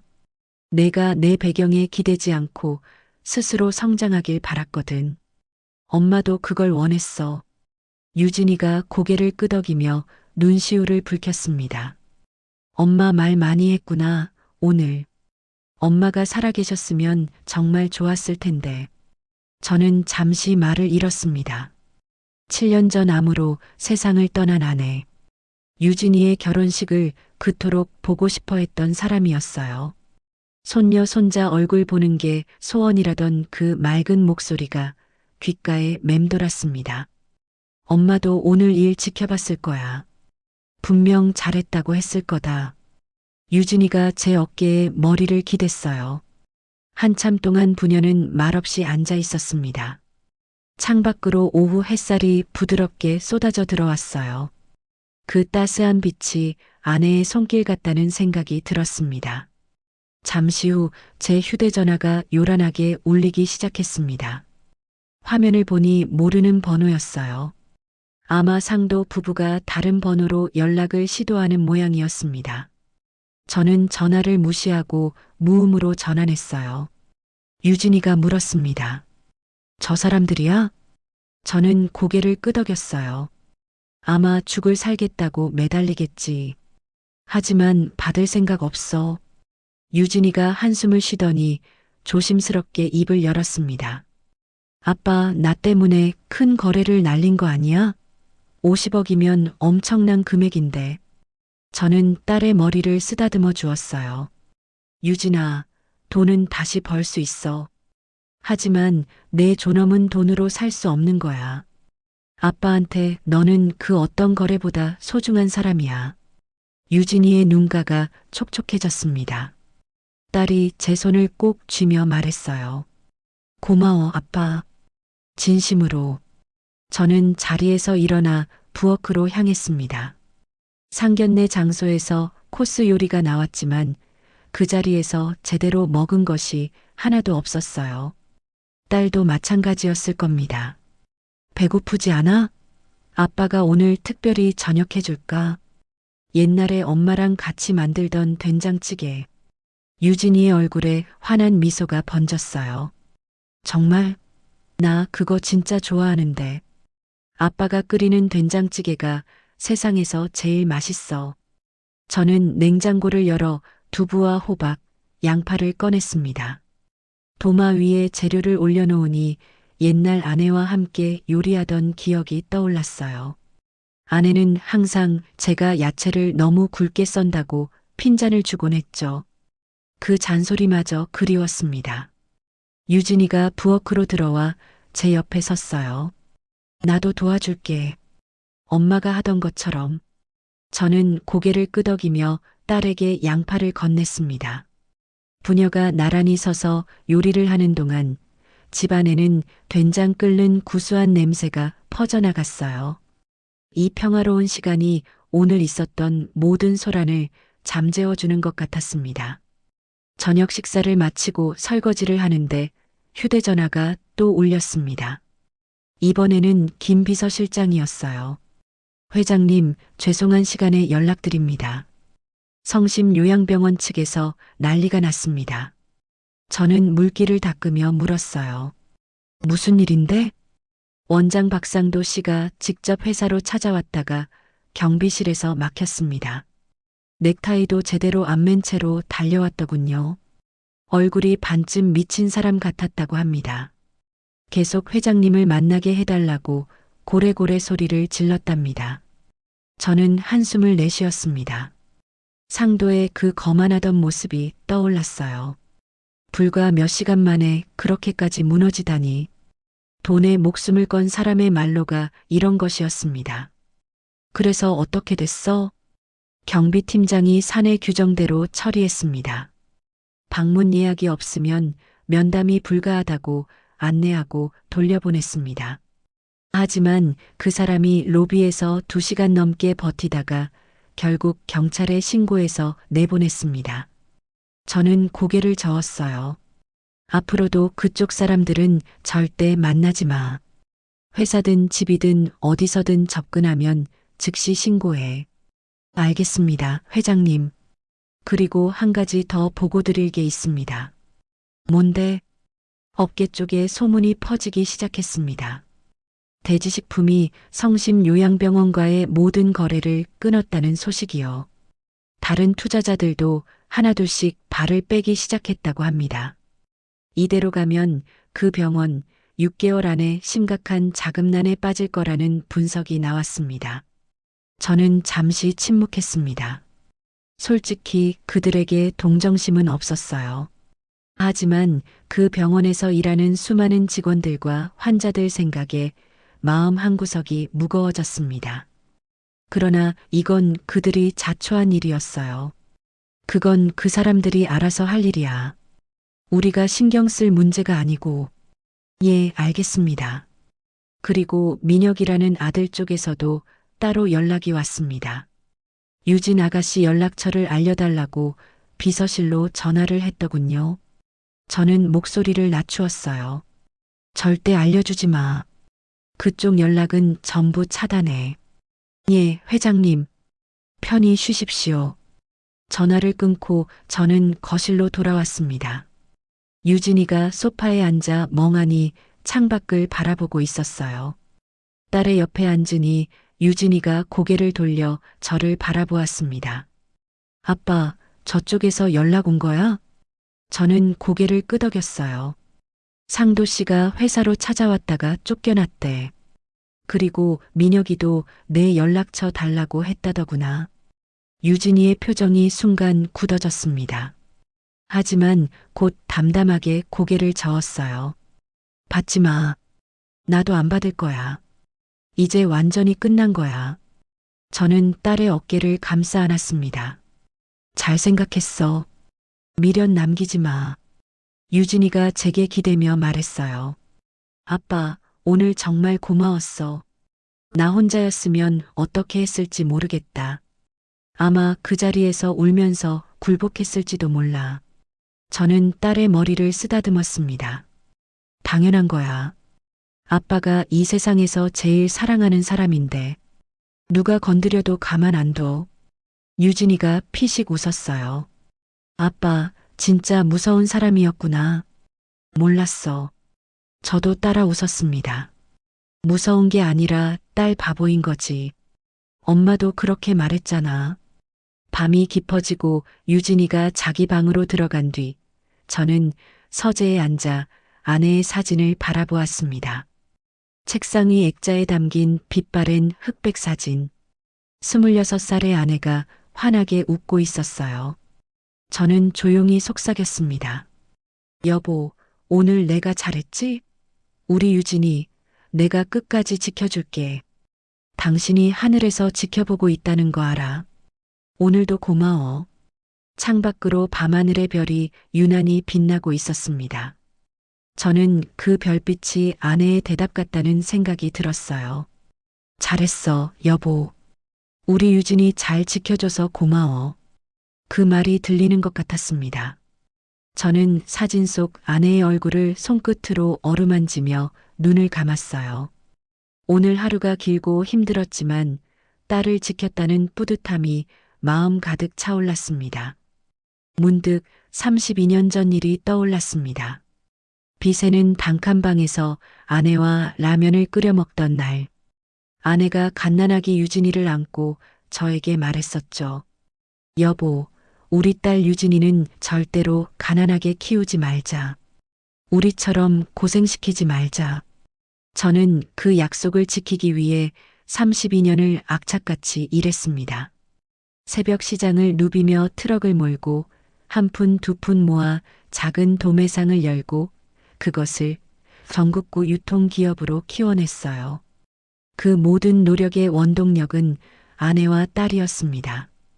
그런데 오늘 저는 유진이를 가난에서 지킨 게 아니라 탐욕에서 지켜냈어요. 어쩌면 이게 더 중요한 일이었을지도 모릅니다. 돈은 많지만 인격이 없는 집안에 딸을 보내는 것보다 당장 초라해 보여도 진심을 아는 곳에 보내는 게 진짜 행복이니까요. 저는 서재 창문을 열고 밤 공기를 들이마셨습니다. 선선한 바람이 얼굴을 스쳐 지나갔어요. 저 멀리 서울의 야경이 반짝이고 있었습니다. 이 화려한 도시 어딘가에서 상도 부부는 밤잠을 설치고 있겠죠. 그리고 민혁이는 자신의 비겁함을 후회하고 있을 거예요. 하지만 저는 더 이상 그들 생각을 하고 싶지 않았습니다. 이제 그들은 제 삶과 아무 관련이 없는 사람들이 되었으니까요. 저는 창문을 닫고 서재를 나왔습니다. 복도를 지나 유진이의 방 앞에 멈춰 섰어요. 문틈 사이로 새어나오는 희미한 불빛을 보니 딸도 아직 잠들지 못한 모양이었습니다. 살며시 문을 두드렸어요. 유진아, 아직 안 자니? 안에서 유진이의 목소리가 들려왔습니다. 응, 아빠. 들어와. 문을 열고 들어가니 유진이가 침대에 앉아 옛날 앨범을 보고 있었어요. 엄마와 함께 찍은 어린 시절 사진들이었습니다. 엄마 보고 싶어서? 유진이가 고개를 끄덕였어요. 응, 오늘 일 겪으면서 엄마 생각이 많이 났어. 엄마가 살아계셨으면 오늘 어떻게 하셨을까? 저는 딸 옆에 앉으며 말했습니다. 엄마는 분명 똑같이 했을 거야. 아니, 엄마가 더 무서웠을지도 몰라. 내 엄마는 불의를 정말 못 참는 사람이었거든. 유진이가 피식 웃었어요. 그래, 맞아. 엄마는 정말 당찬 사람이었지. 저는 딸의 어깨를 감싸 안았습니다. 유진아, 이제 푹 자. 내일은 새로운 하루가 시작될 거야. 오늘 일은 다 잊고 앞으로 더 좋은 사람 만나면 돼. 유진이가 고개를 끄덕이며 앨범을 덮었어요. 응, 아빠. 고마워. 잘 자. 내 방으로 돌아와 침대에 누우니 비로소 하루의 피로가 밀려왔어요. 눈을 감자 깊은 잠이 쏟아져 내렸습니다. 꿈속에서 아내를 만났어요. 아내는 환하게 웃으며 저에게 말했습니다. 여보, 수고했어. 우리 유진이 잘 지켜줘서 고마워. 저는 아내의 손을 잡고 대답했어요. 당신이 가르쳐준 대로 했을 뿐이야. 사람의 진짜 밑바닥을 보라고 했잖아. 그 상견례가 있은 지 3개월이 흘렀습니다. 계절은 어느새 가을에서 겨울로 바뀌어 있었어요. 찬바람이 불기 시작하던 11월 어느 날 아침, 저는 여느 때처럼 새벽 5시에 눈을 떠 가락시장으로 향했습니다. 시장 바닥은 32년 전이나 지금이나 똑같았어요. 지게차가 분주하게 움직이고 상인들의 호객 소리가 새벽 공기를 가르고 갓 도착한 농산물 상자들이 산더미처럼 쌓여 있었습니다. 저는 이 풍경이 좋았어요. 이곳에 오면 대지식품 회장 최만호가 아니라 그냥 평범한 첨가물 장사꾼으로 돌아간 기분이 들었거든요. 김 사장의 좌판 옆에 앉아 뜨끈한 국밥을 먹고 있는데 휴대전화가 울렸습니다. 김 비서실장이었어요. 회장님, 아침 일찍 죄송합니다. 급히 보고 드릴 일이 있어서요. 저는 국밥 숟가락을 내려놓으며 물었어요. 무슨 일인데? 성심 요양병원이 어제 부도 처리됐습니다. 저는 잠시 말을 잃었습니다. 예상했던 일이었지만 막상 소식을 들으니 복잡한 감정이 밀려왔어요. 자세히 말해봐. 3개월 전 저희가 투자금과 식자재 공급을 끊은 뒤로 다른 투자자들도 줄줄이 빠져나갔습니다. 그 와중에 원장 박상도 씨가 고금리 사채까지 끌어다 썼는데 결국 이자를 감당하지 못하고 부도가 났다고 합니다. 저는 한숨을 내쉬었어요. 그래서 병원은 어떻게 되는 거야? 일단 법정 관리에 들어갔습니다. 새 투자자가 나타나면 회생할 수도 있지만 현재 상황으로는 쉽지 않을 거라는 분석입니다. 환자들은 다른 병원으로 이송 중이고 직원들은 대부분 해고 통보를 받았다고 하더군요. 저는 무거운 마음으로 고개를 끄덕였습니다. 병원에서 일하던 무고한 직원들과 환자들 생각에 마음이 좋지 않았어요. 하지만 이건 상도 부부가 자초한 일이었습니다. 허영과 탐욕이 불러온 자업자득이었어요. 그리고 한 가지 더 있습니다. 뭔데? 아들 박민혁 씨가 연대 보증을 섰다가 신용불량자가 됐습니다. 병원 채무의 일부를 개인 보증으로 떠안았는데 그것도 감당이 안 됐던 모양입니다. 지금은 페이닥터 자리도 잃고 백수신세라고 하더군요. 저는 쓴웃음을 지었습니다. 그 거만하던 상도 부부, 그리고 부모 뒤에 숨어 비겁하게 침묵하던 민혁이 그들의 말로가 이렇게 되었군요. 인과응보라는 말이 틀리지 않았어요. 알겠어. 더 보고할 거 있어? 아, 그리고 원장 박상도 씨 부부가 어제 저녁에 또 회사 앞에 왔었습니다. 이번에는 울면서 무릎을 꿇고 빌었다고 하더군요. 제발 한 번만 더 기회를 달라고. 하지만 경비팀에서 규정대로 처리해서 돌려보냈습니다. 저는 단호하게 말했어요. 잘했어. 앞으로도 똑같이 해. 그 사람들과는 더 이상 얽힐 일이 없어. 예, 알겠습니다. 회장님, 전화를 끊고 저는 한참 동안 김이 모락모락 나는 국밥을 바라보았습니다. 마음 한구석에서 복잡한 감정이 일었어요. 복수를 했다는 통쾌함보다는 인간의 욕심이 불러온 비극을 목격한 것 같은 씁쓸함이 더 컸습니다. 옆에서 김 사장이 물었어요. 최 사장님, 무슨 일 있어요? 표정이 안 좋으시네. 저는 고개를 저으며 국밥 숟가락을 다시 들었습니다. 아니요, 별일 아니에요. 그냥 세상에 욕심 많은 사람들이 참 많다는 생각을 했어요. 김 사장이 허허 웃었어요. 그러게요. 욕심이 과하면 화를 부르는 법인데 사람들이 그걸 몰라요. 저는 고개를 끄덕이며 국밥을 비웠습니다. 김 사장의 말이 맞았어요. 상도 부부는 분에 넘치는 욕심을 부리다가 모든 것을 잃었습니다. 시장을 나와 트럭을 몰고 집으로 돌아오는 길, 저는 유진이 생각을 했어요. 딸은 3개월 전에 상처를 이겨내고 다시 일상으로 돌아와 있었습니다. 대학병원 영양사로서 열심히 일하고 주말에는 저와 함께 시간을 보내며 웃음을 되찾았어요. 얼마 전 유진이가 말했었죠. 아빠, 나 이제 괜찮아. 그때 일이 오히려 전화위복이었어. 결혼 전에 저 사람들의 진짜 얼굴을 볼 수 있었으니까. 저는 그 말에 안도했습니다. 딸은 아내를 닮아 단단한 아이였어요. 상처를 받았지만 거기에 매몰되지 않고 교훈을 얻어 더 강해졌습니다. 집에 도착하니 유진이가 거실에서 아침 식사를 준비하고 있었어요. 오늘은 토요일이라 딸도 쉬는 날이었습니다. 아빠, 시장 갔다 왔어? 배고프지? 내가 계란말이 했어. 저는 신발을 벗으며 웃었어요. 응, 고맙다. 근데 오늘 아빠가 좀 이야기할 게 있어. 유진이가 고개를 갸웃거렸습니다.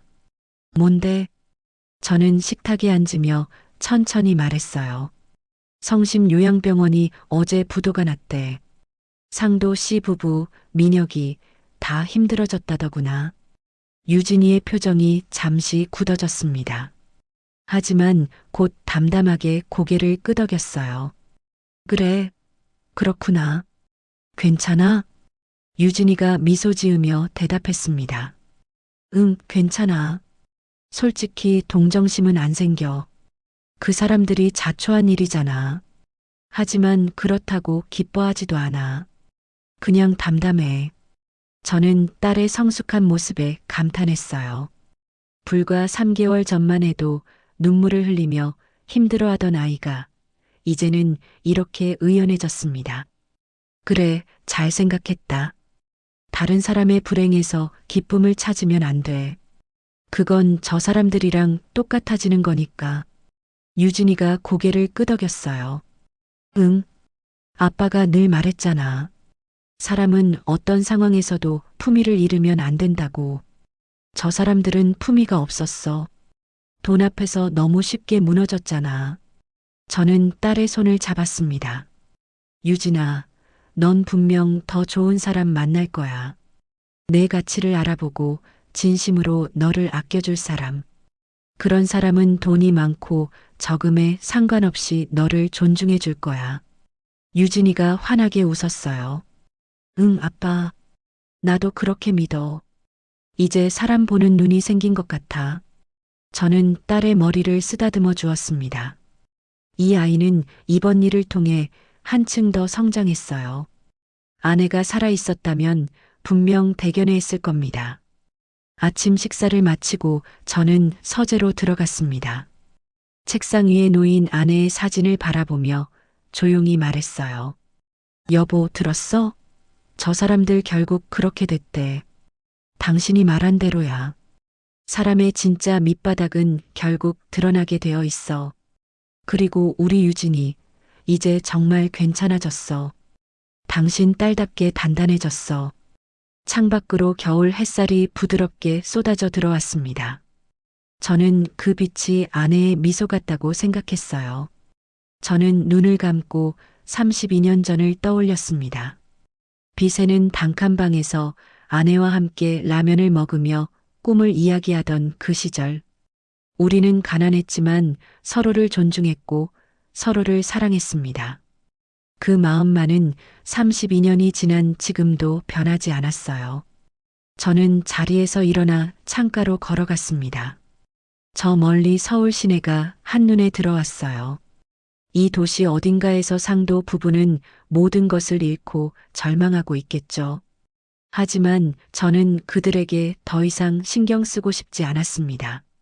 중요한 건 제 딸 유진이가 행복해지는 것이었어요. 그리고 저는 그 행복을 끝까지 지켜줄 겁니다. 아내가 하늘에서 지켜보고 있듯이 저도 이 땅에서 딸을 지켜볼 거예요. 그게 아버지로서의 마지막 소명이니까요. 오후가 되자 유진이가 서재로 들어왔습니다. 아빠, 날씨 좋은데 산책 갈래? 엄마 산소에 다녀오자. 저는 고개를 끄덕이며 자리에서 일어났어요.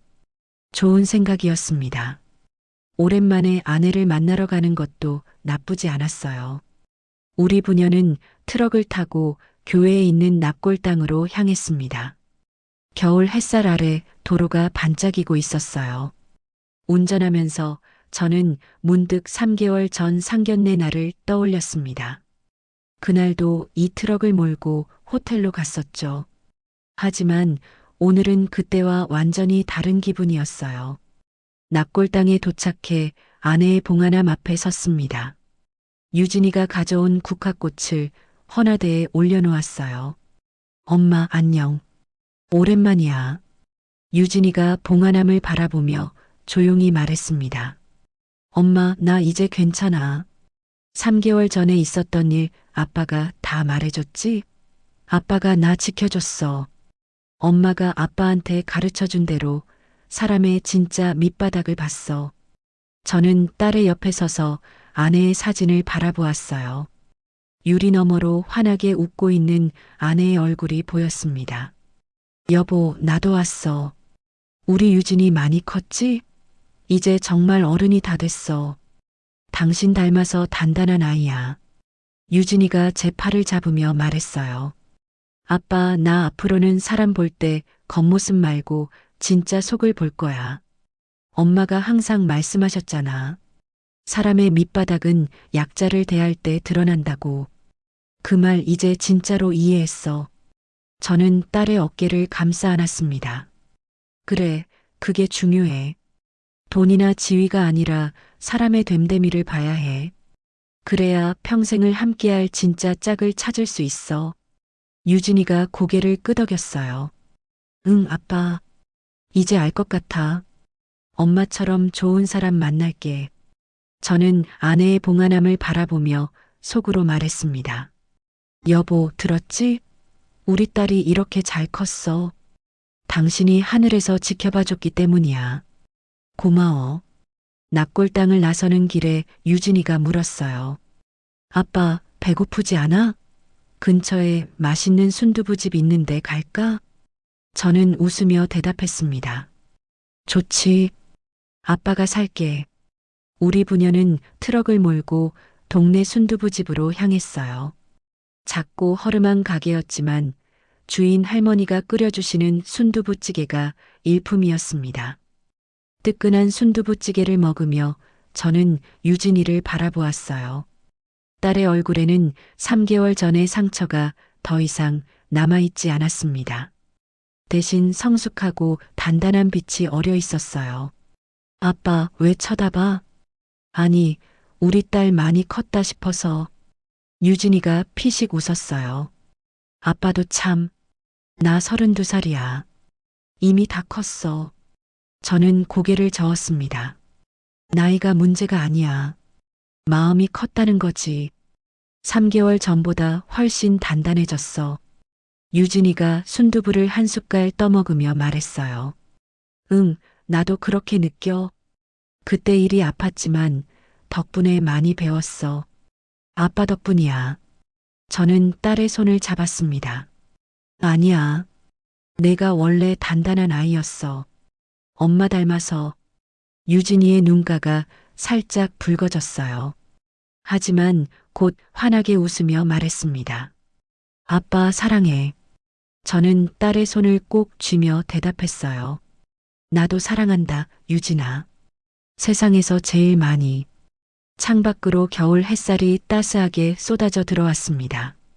저는 이 순간이 영원히 계속되었으면 좋겠다고 생각했어요. 내 곁에 딸이 있고 하늘에서 아내가 지켜보고 있는 이 행복한 시간이요. 그로부터 1년이 더 흘렀습니다. 계절은 다시 가을로 돌아왔어요. 10월의 맑은 하늘 아래 저는 다시 한번 상견례 자리에 앉아 있었습니다. 하지만 이번에는 1년 전과 완전히 다른 분위기였어요. 제 앞에는 유진이의 새 남자친구와 그의 부모님이 앉아 있었습니다. 소박하지만 정갈한 한정식 집의 작은 방이었어요. 새 예비 사위의 이름은 정준혁. 35살의 내과 전공이었습니다. 대학병원에서 유진이와 같이 일하다가 만났다고 했어요. 8개월 전부터 사귀기 시작했는데 유진이가 웃음을 되찾은 게 그 즈음부터였죠. 준혁이는 첫인상부터 달랐습니다. 제가 낡은 트럭을 몰고 상견례 장소에 도착했을 때 그는 주차장까지 나와 저를 맞이했어요. 그리고는 활짝 웃으며 인사했습니다. 아버님, 멀리서 오시느라 고생하셨습니다. 제가 짐 들어드릴게요. 저는 그 순간 가슴이 뭉클해졌어요. 1년 전 상도 부부가 제 트럭을 보고 코웃음 치던 모습이 떠올랐거든요. 하지만 준혁이는 달랐습니다. 그는 제 낡은 양복과 트럭을 아무렇지 않게 받아들였어요. 준혁이의 부모님도 마찬가지였습니다. 아버지 정 선생님은 시골에서 작은 의원을 운영하는 의사였고 어머니는 평범한 주부였어요. 화려하지 않았지만 두 분 모두 따뜻하고 진심 어린 미소를 띠고 계셨습니다. 정 선생님이 먼저 인사를 건넸어요. 처음 뵙겠습니다. 준혁이 아버지입니다. 유진 씨 이야기를 준혁이한테 많이 들었어요. 정말 훌륭한 따님을 두셨더군요. 저는 허리를 숙여 인사했습니다. 아닙니다. 저야말로 좋은 청년을 만나게 해주셔서 감사합니다. 준혁이의 어머니가 따뜻하게 웃으며 말했어요. 사돈어른, 편하게 앉으세요. 오늘은 형식적인 자리가 아니라 그냥 가족끼리 식사하는 거라고 생각하시면 돼요. 저는 그 말에 마음이 놓였습니다. 1년 전에 악몽 같던 상견례와는 완전히 다른 분위기였어요. 음식이 나오고 대화가 오갔습니다. 정 선생님은 시골 의원에서 30년 넘게 환자들을 돌봐왔다고 했어요. 돈을 많이 벌지는 못했지만 마을 사람들에게 꼭 필요한 의사로 살아왔다고 했습니다. 저희 집안은 부자가 아닙니다. 하지만 준혁이를 바르게 키우려고 노력했어요. 의사가 됐으니 이제 스스로 벌어먹을 수 있겠죠. 정 선생님의 솔직한 말에 저는 오히려 호감이 갔어요. 허세 없이 자신의 형편을 있는 그대로 말하는 모습이 신뢰가 갔습니다. 저도 솔직하게 말했어요. 저도 처음에는 시장에서 첨가물 배달부터 시작했습니다. 32년 동안 악착같이 일해서 지금의 회사를 만들었죠. 그래서 저는 사람을 볼 때 돈이 많고 적음으로 판단하지 않습니다. 중요한 건 그 사람의 됨됨이니까요. 정 선생님이 고개를 끄덕였어요. 맞는 말씀입니다. 저도 시골에서 환자들을 보면서 같은 걸 느꼈어요. 돈 많은 사람이 꼭 인품이 좋은 건 아니더라고요. 대화가 무르익자 준혁이가 조심스럽게 입을 열었습니다. 아버님, 저 유진이랑 결혼하고 싶습니다.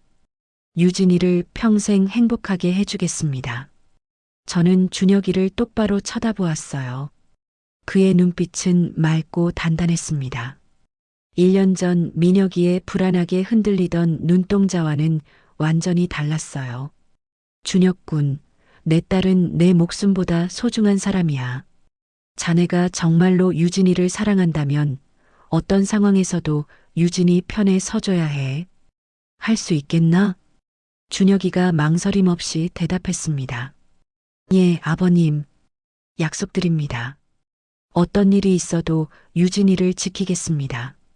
저는 그 대답에서 진심을 느꼈어요. 이 청년은 말로만 하는 게 아니라 정말로 그렇게 할 사람 같았습니다.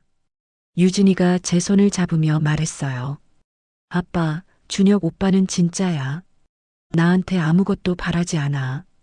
그냥 나를 있는 그대로 사랑해줘. 저는 딸의 얼굴을 바라보았습니다. 유진이의 눈에는 1년 전에 없던 평온함과 행복이 가득 차 있었어요. 이 아이가 드디어 진짜 사랑을 찾았구나 싶었습니다. 저는 준혁이에게 손을 내밀었어요. 좋아. 내 딸을 잘 부탁하네. 준혁이가 두 손으로 제 손을 꼭 잡았습니다. 그의 손은 따뜻하고 단단했어요. 감사합니다, 아버님. 평생 행복하게 해드리겠습니다. 그 순간 저는 눈시울이 뜨거워지는 것을 느꼈습니다. 하지만 눈물은 흘리지 않았어요. 대신 활짝 웃으며 고개를 끄덕였습니다. 준혁이의 어머니가 제 손을 잡으며 말했어요. 사돈어른 정말 감사합니다.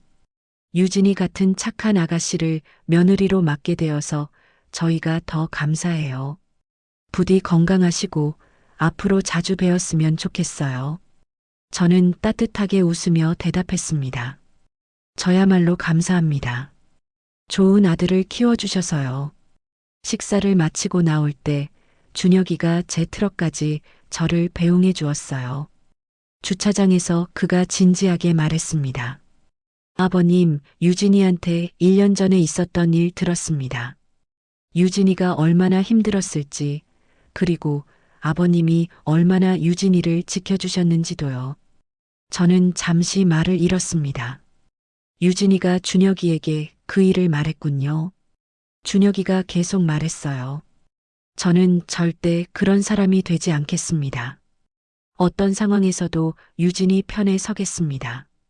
부모님이 뭐라고 하셔도 세상이 뭐라고 해도요. 그게 사랑하는 사람을 지키는 방법이라고 생각합니다. 저는 준혁이의 어깨를 두드렸어요. 고맙다.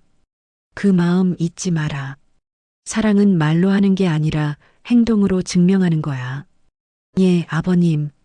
명심하겠습니다. 저는 트럭에 올라타며 준혁이를 바라보았습니다. 이 청년은 1년 전 민혁이와 달랐어요. 눈빛이 단단했고 말에 진심이 담겨 있었습니다. 저는 안심이 됐어요. 상견례를 마치고 집으로 돌아오는 길, 저는 트럭을 몰며 아내에게 말을 건넸습니다. 여보, 들었어? 우리 유진이가 좋은 사람 만났어. 이번엔 진짜야. 당신도 마음에 들었을 거야. 창밖으로 가을 하늘이 높고 푸르게 펼쳐져 있었어요. 저는 그 하늘이 아내의 대답 같다고 생각했습니다. 잘 됐어, 여보. 우리 유진이 이제 행복해지겠네. 집에 도착하자 유진이가 먼저 와서 기다리고 있었어요. 딸이 저를 보자마자 달려와 안겼습니다. 아빠, 고마워. 오늘 정말 행복했어. 저는 딸의 등을 토닥이며 말했어요. 나도 행복했다. 준혁이 참 좋은 청년이더구나. 유진이가 고개를 끄덕였습니다. 응. 준혁 오빠는 나한테 아무것도 바라지 않아. 그냥 나를 사랑해. 그게 얼마나 감사한지 몰라. 저는 딸의 얼굴을 두 손으로 감싸주었어요. 유진아, 내가 행복하면 아빠도 행복해. 엄마도 하늘에서 기뻐하고 있을 거야. 유진이의 눈에 눈물이 그렁그렁 맺혔습니다. 아빠 사랑해. 세상에서 제일 좋은 아빠야. 저는 딸을 꼭 안아주었어요. 1년 전의 상처가 이렇게 아름다운 결말로 이어지다니. 인생이란 정말 알 수 없는 것이었습니다.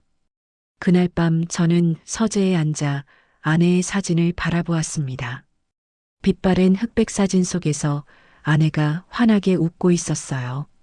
여보, 우리 해냈어. 유진이가 좋은 사람 만났어. 이제 정말 안심해도 될 것 같아. 당신이 가르쳐 준 대로 사람의 진짜 밑바닥을 보는 법, 유진이한테도 잘 전해줬어.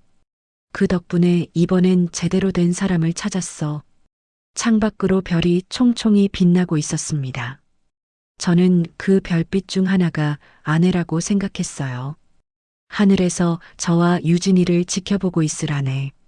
저는 사진 속 아내의 얼굴을 손끝으로 어루만지며 속삭였습니다. 여보, 고마워. 32년 전 당신을 만난 게 내 인생 최고의 행운이었어. 그리고 당신이 남겨준 유진이는 내 인생 최고의 선물이야. 앞으로도 하늘에서 우리 지켜봐줘. 저는 눈을 감고 깊이 숨을 내쉬었습니다. 가슴 가득 평온함이 차올랐어요.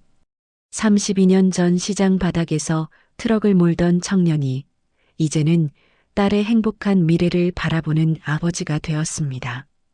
내일 아침이 되면 저는 또 새벽에 일어나 가락시장으로 갈 거예요. 32년 전처럼 트럭을 몰고 시장 바닥을 누비며 제 뿌리를 확인할 겁니다. 그게 저의 일상이고 저의 행복이니까요. 그리고 언젠가 유진이의 결혼식 날 저는 낡은 회색 양복 대신 새 양복을 입고 딸의 손을 잡고 버진로드를 걸을 거예요. 하늘에서 지켜보고 있을 아내를 대신해서 이 땅에서 딸의 행복을 축복해 줄 겁니다. 그게 아버지로서의 마지막 소명이니까요. 문득 1년 반 전에 그 상견례가 떠올랐습니다. 낡은 양복을 입고 트럭을 몰고 갔던 그날. 저는 그날 사람의 진짜 밑바닥을 보았어요.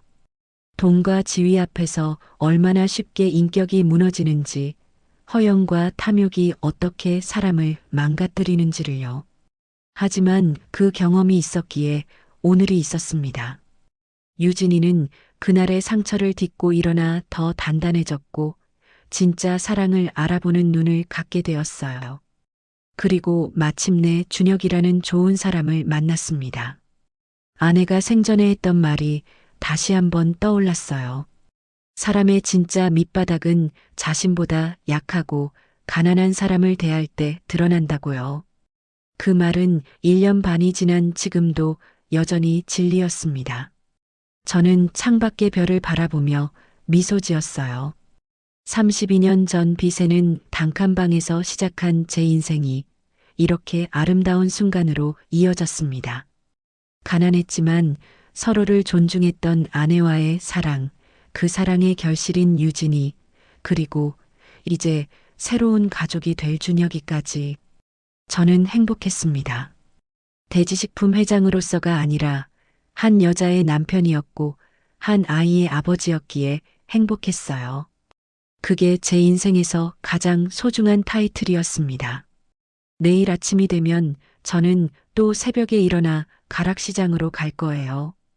32년 전처럼 트럭을 몰고 시장 바닥을 누비며 제 뿌리를 확인할 겁니다. 그곳에서 저는 대기업 회장이 아니라 그냥 최만호라는 평범한 사람이 됩니다. 그게 저의 일상이고 저의 행복이니까요. 그리고 저녁이 되면 집으로 돌아와 유진이와 함께 저녁을 먹을 거예요. 평범하지만 따뜻한 일상.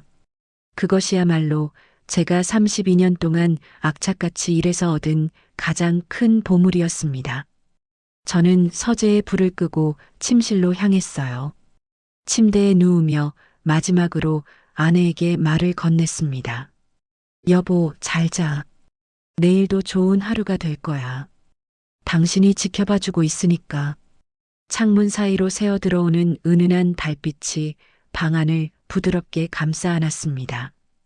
저는 평온한 마음으로 눈을 감았어요. 꿈속에서 아내를 만날 수 있을 것 같은 예감이 들었습니다. 여러분, 오늘 사연 어떠셨나요? 조선 후기 실학자 다산 정약용 선생은 아들들에게 보낸 편지에서 이런 말씀을 남기셨습니다. 사람을 알아보려거든 그가 아랫사람을 어떻게 대하는지를 보아라. 윗사람에게 공손한 것은 누구나 할 수 있으나 아랫사람에게 예를 갖추는 것은 진짜 군자만이 할 수 있는 이라. 오늘 사연 속 민호 어르신 역시 이 가르침을 온몸으로 실천하신 분이셨습니다. 낡은 양복과 트럭으로 자신을 낮추어 상대방의 진짜 본색을 확인하셨고 그 덕분에 딸을 잘못된 인연에서 지켜내셨습니다. 살다 보면 우리도 누군가를 판단해야 할 순간이 옵니다. 그때의 겉모습이 아니라 그 사람이 힘없는 일을 어떻게 대하는지를 보십시오. 그것이 그 사람의 진짜 얼굴입니다. 진심은 숨길 수 없고 품격은 가장할 수 없습니다. 오늘도 끝까지 시청해 주셔서 감사드립니다. 오늘 사연이 마음에 닿았다면 더 좋은 사연으로 찾아뵐 수 있도록 구독과 좋아요를 부탁드릴게요. 그리고 사연의 주인공을 위한 따뜻한 말씀도 댓글로 부탁드립니다. 여러분의 오늘을 응원합니다. 꿈꾸는 사연이었습니다.